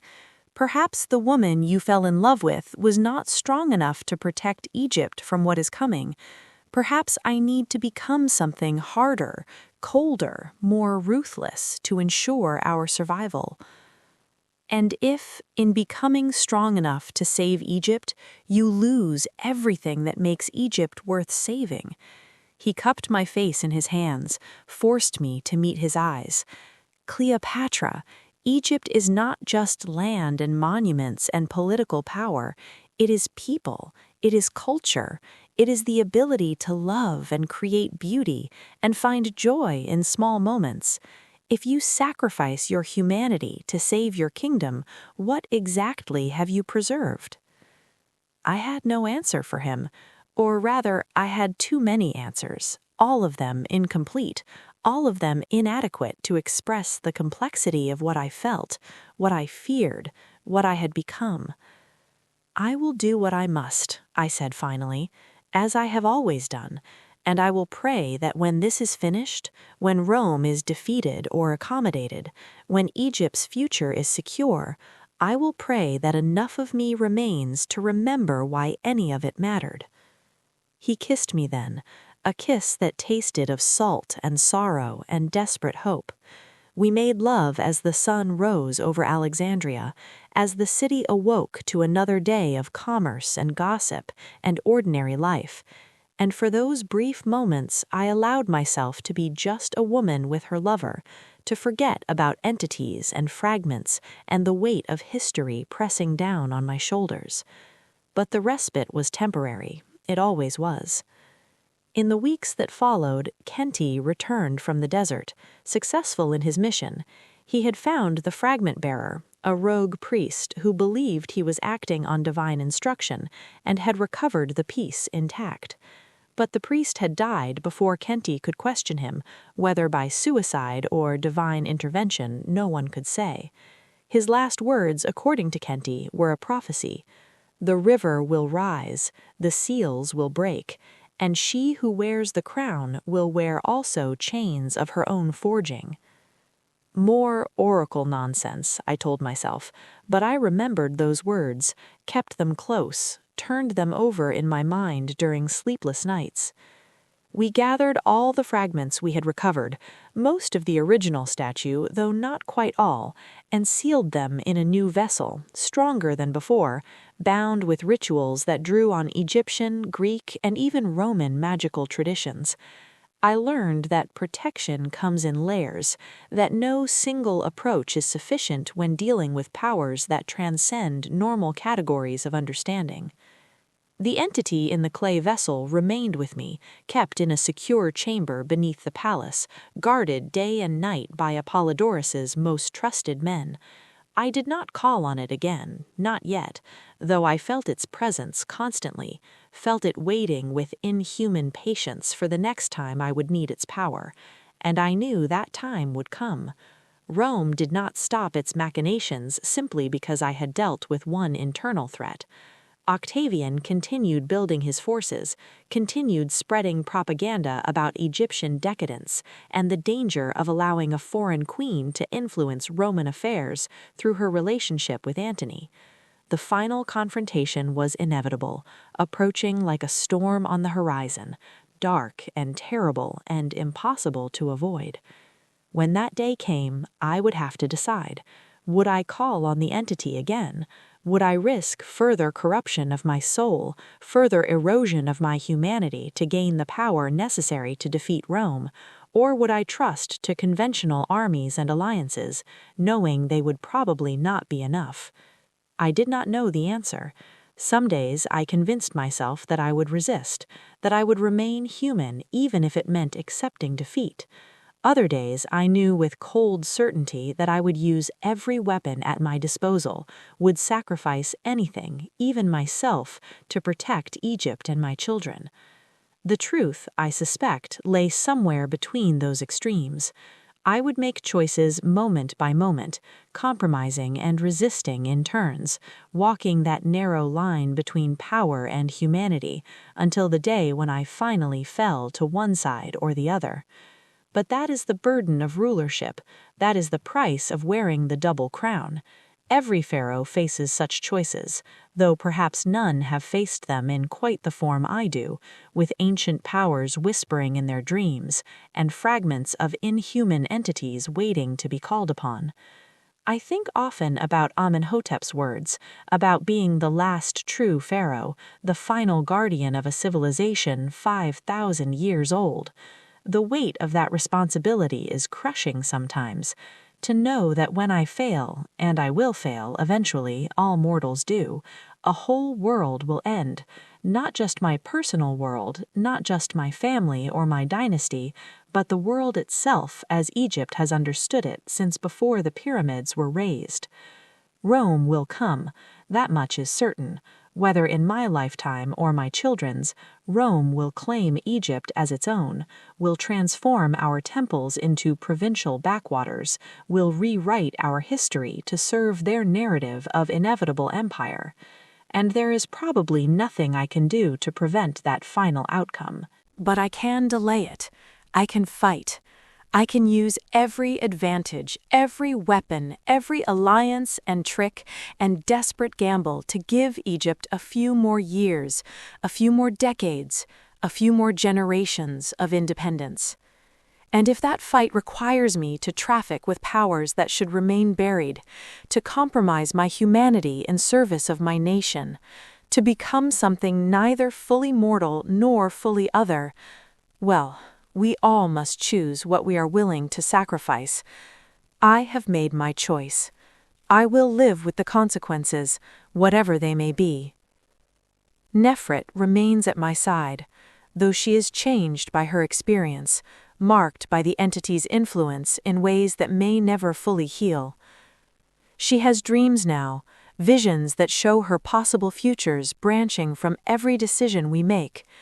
Some of those futures are bright, showing Egypt triumphant, my children ruling wisely, the old ways preserved even as we adapt to changing circumstances. Others are dark beyond imagining, showing Alexandria in flames, showing my children executed in Rome, showing the great library reduced to ash and the Nile running dry. Which future will come to pass? She cannot say. The visions shift and change based on choices not yet made, on factors too complex to predict. We are writing history in the moment, she tells me, and no oracle can predict what words will flow from a pen that has not yet touched the page. I find that oddly comforting. It means nothing is predetermined. It means I still have agency, still have the power to shape events rather than simply enduring them. Even bound to an ancient entity, even marked by powers beyond human understanding, I am still Cleopatra. I still choose. And so the days pass. I rule Egypt, manage its complex politics, balance Greek and Egyptian factions, negotiate with Rome, raise my children, love my complicated Roman general, study ancient texts, practice rituals I barely understand, and carry always the weight of knowledge that I have opened doors that cannot be fully closed. The Nile continues to flow, eternal and indifferent to human concerns. The sun rises over the desert, painting the sand gold and amber. The great lighthouse guides ships safely home. And in the palace, in a sealed chamber beneath the ground, something ancient and hungry waits in darkness, patient as only immortal things can be patient. It knows what I know but try not to acknowledge. Eventually, I will call on it again. Eventually, the need will outweigh the risk, and I will lower my boundaries, will merge once more with power that could save Egypt or destroy it entirely. When that day comes, I pray I will have the strength to remain myself. I pray I will remember that Egypt is not just a political entity, but a living culture, a people, a way of understanding the world that deserves preservation. I pray that in saving my kingdom, I will not lose my soul. But prayers are for the weak, and I am Pharaoh. I am the living God, the intermediary between the mortal and divine realms, the guardian of Ma'at, the embodiment of order and justice. I do not have the luxury of prayer. I have only action, only will, only the determination to do whatever must be done. This is my story, told in my own words, from my own perspective. Perhaps history will remember me as a seductress who brought down empires, perhaps as a tragic figure who loved too well and too foolishly, perhaps as a sorceress who trafficked with demons, or perhaps, and this is my hope, as a queen who fought with everything she possessed to preserve her nation in the face of impossible odds. Time will tell. The story is not finished. Rome still gathers its strength, Octavian still plots, the entity still waits, and I, Cleopatra, last pharaoh of Egypt, still stand between my people and the darkness that would consume them. I am afraid. I am tired. I am scarred by choices I have made and prices I have paid. But I am not defeated. Not yet. Not while I still draw breath, still wear the double crown, still carry within me the blood of the Ptolemies and the blessing of the gods. The Nile flows on, the sun rises, and I endure. That is enough. For now it is enough. But the night is coming. I feel it in my bones, in the whispers that echo through my dreams, in the cold knowledge that all things must end. When that night arrives, when the final battle is upon us, I will stand ready. I will use every weapon, every advantage, every ounce of power I have accumulated. And if in the end I must become the very thing I fear in order to protect what I love, well, that is a choice I pray I will never have to make. But if I must, I will make it without hesitation, without regret, with the cold determination of a ruler who knows that some prices must be paid regardless of the cost. This is what it means to wear the crown. This is what it means to be Pharaoh. This is what it means to be Cleopatra. And I would not trade it for anything, not for safety, not for peace, not for a simple life free from the burden of impossible choices. This is who I am. This is who I was meant to be. The last pharaoh, the final guardian, the woman who stood at the edge of history and refused to step aside. My story continues. Egypt's story continues. And somewhere in the darkness beneath the palace, ancient powers wait to see how it will all end. But that ending is not written yet. There are still moves to be made, battles to be fought, choices to face. The game continues, and I remain a player, moving pieces across a board whose boundaries I cannot fully see. This is my truth. This is my burden. This is my glory. I am Cleopatra, and my story is far from over.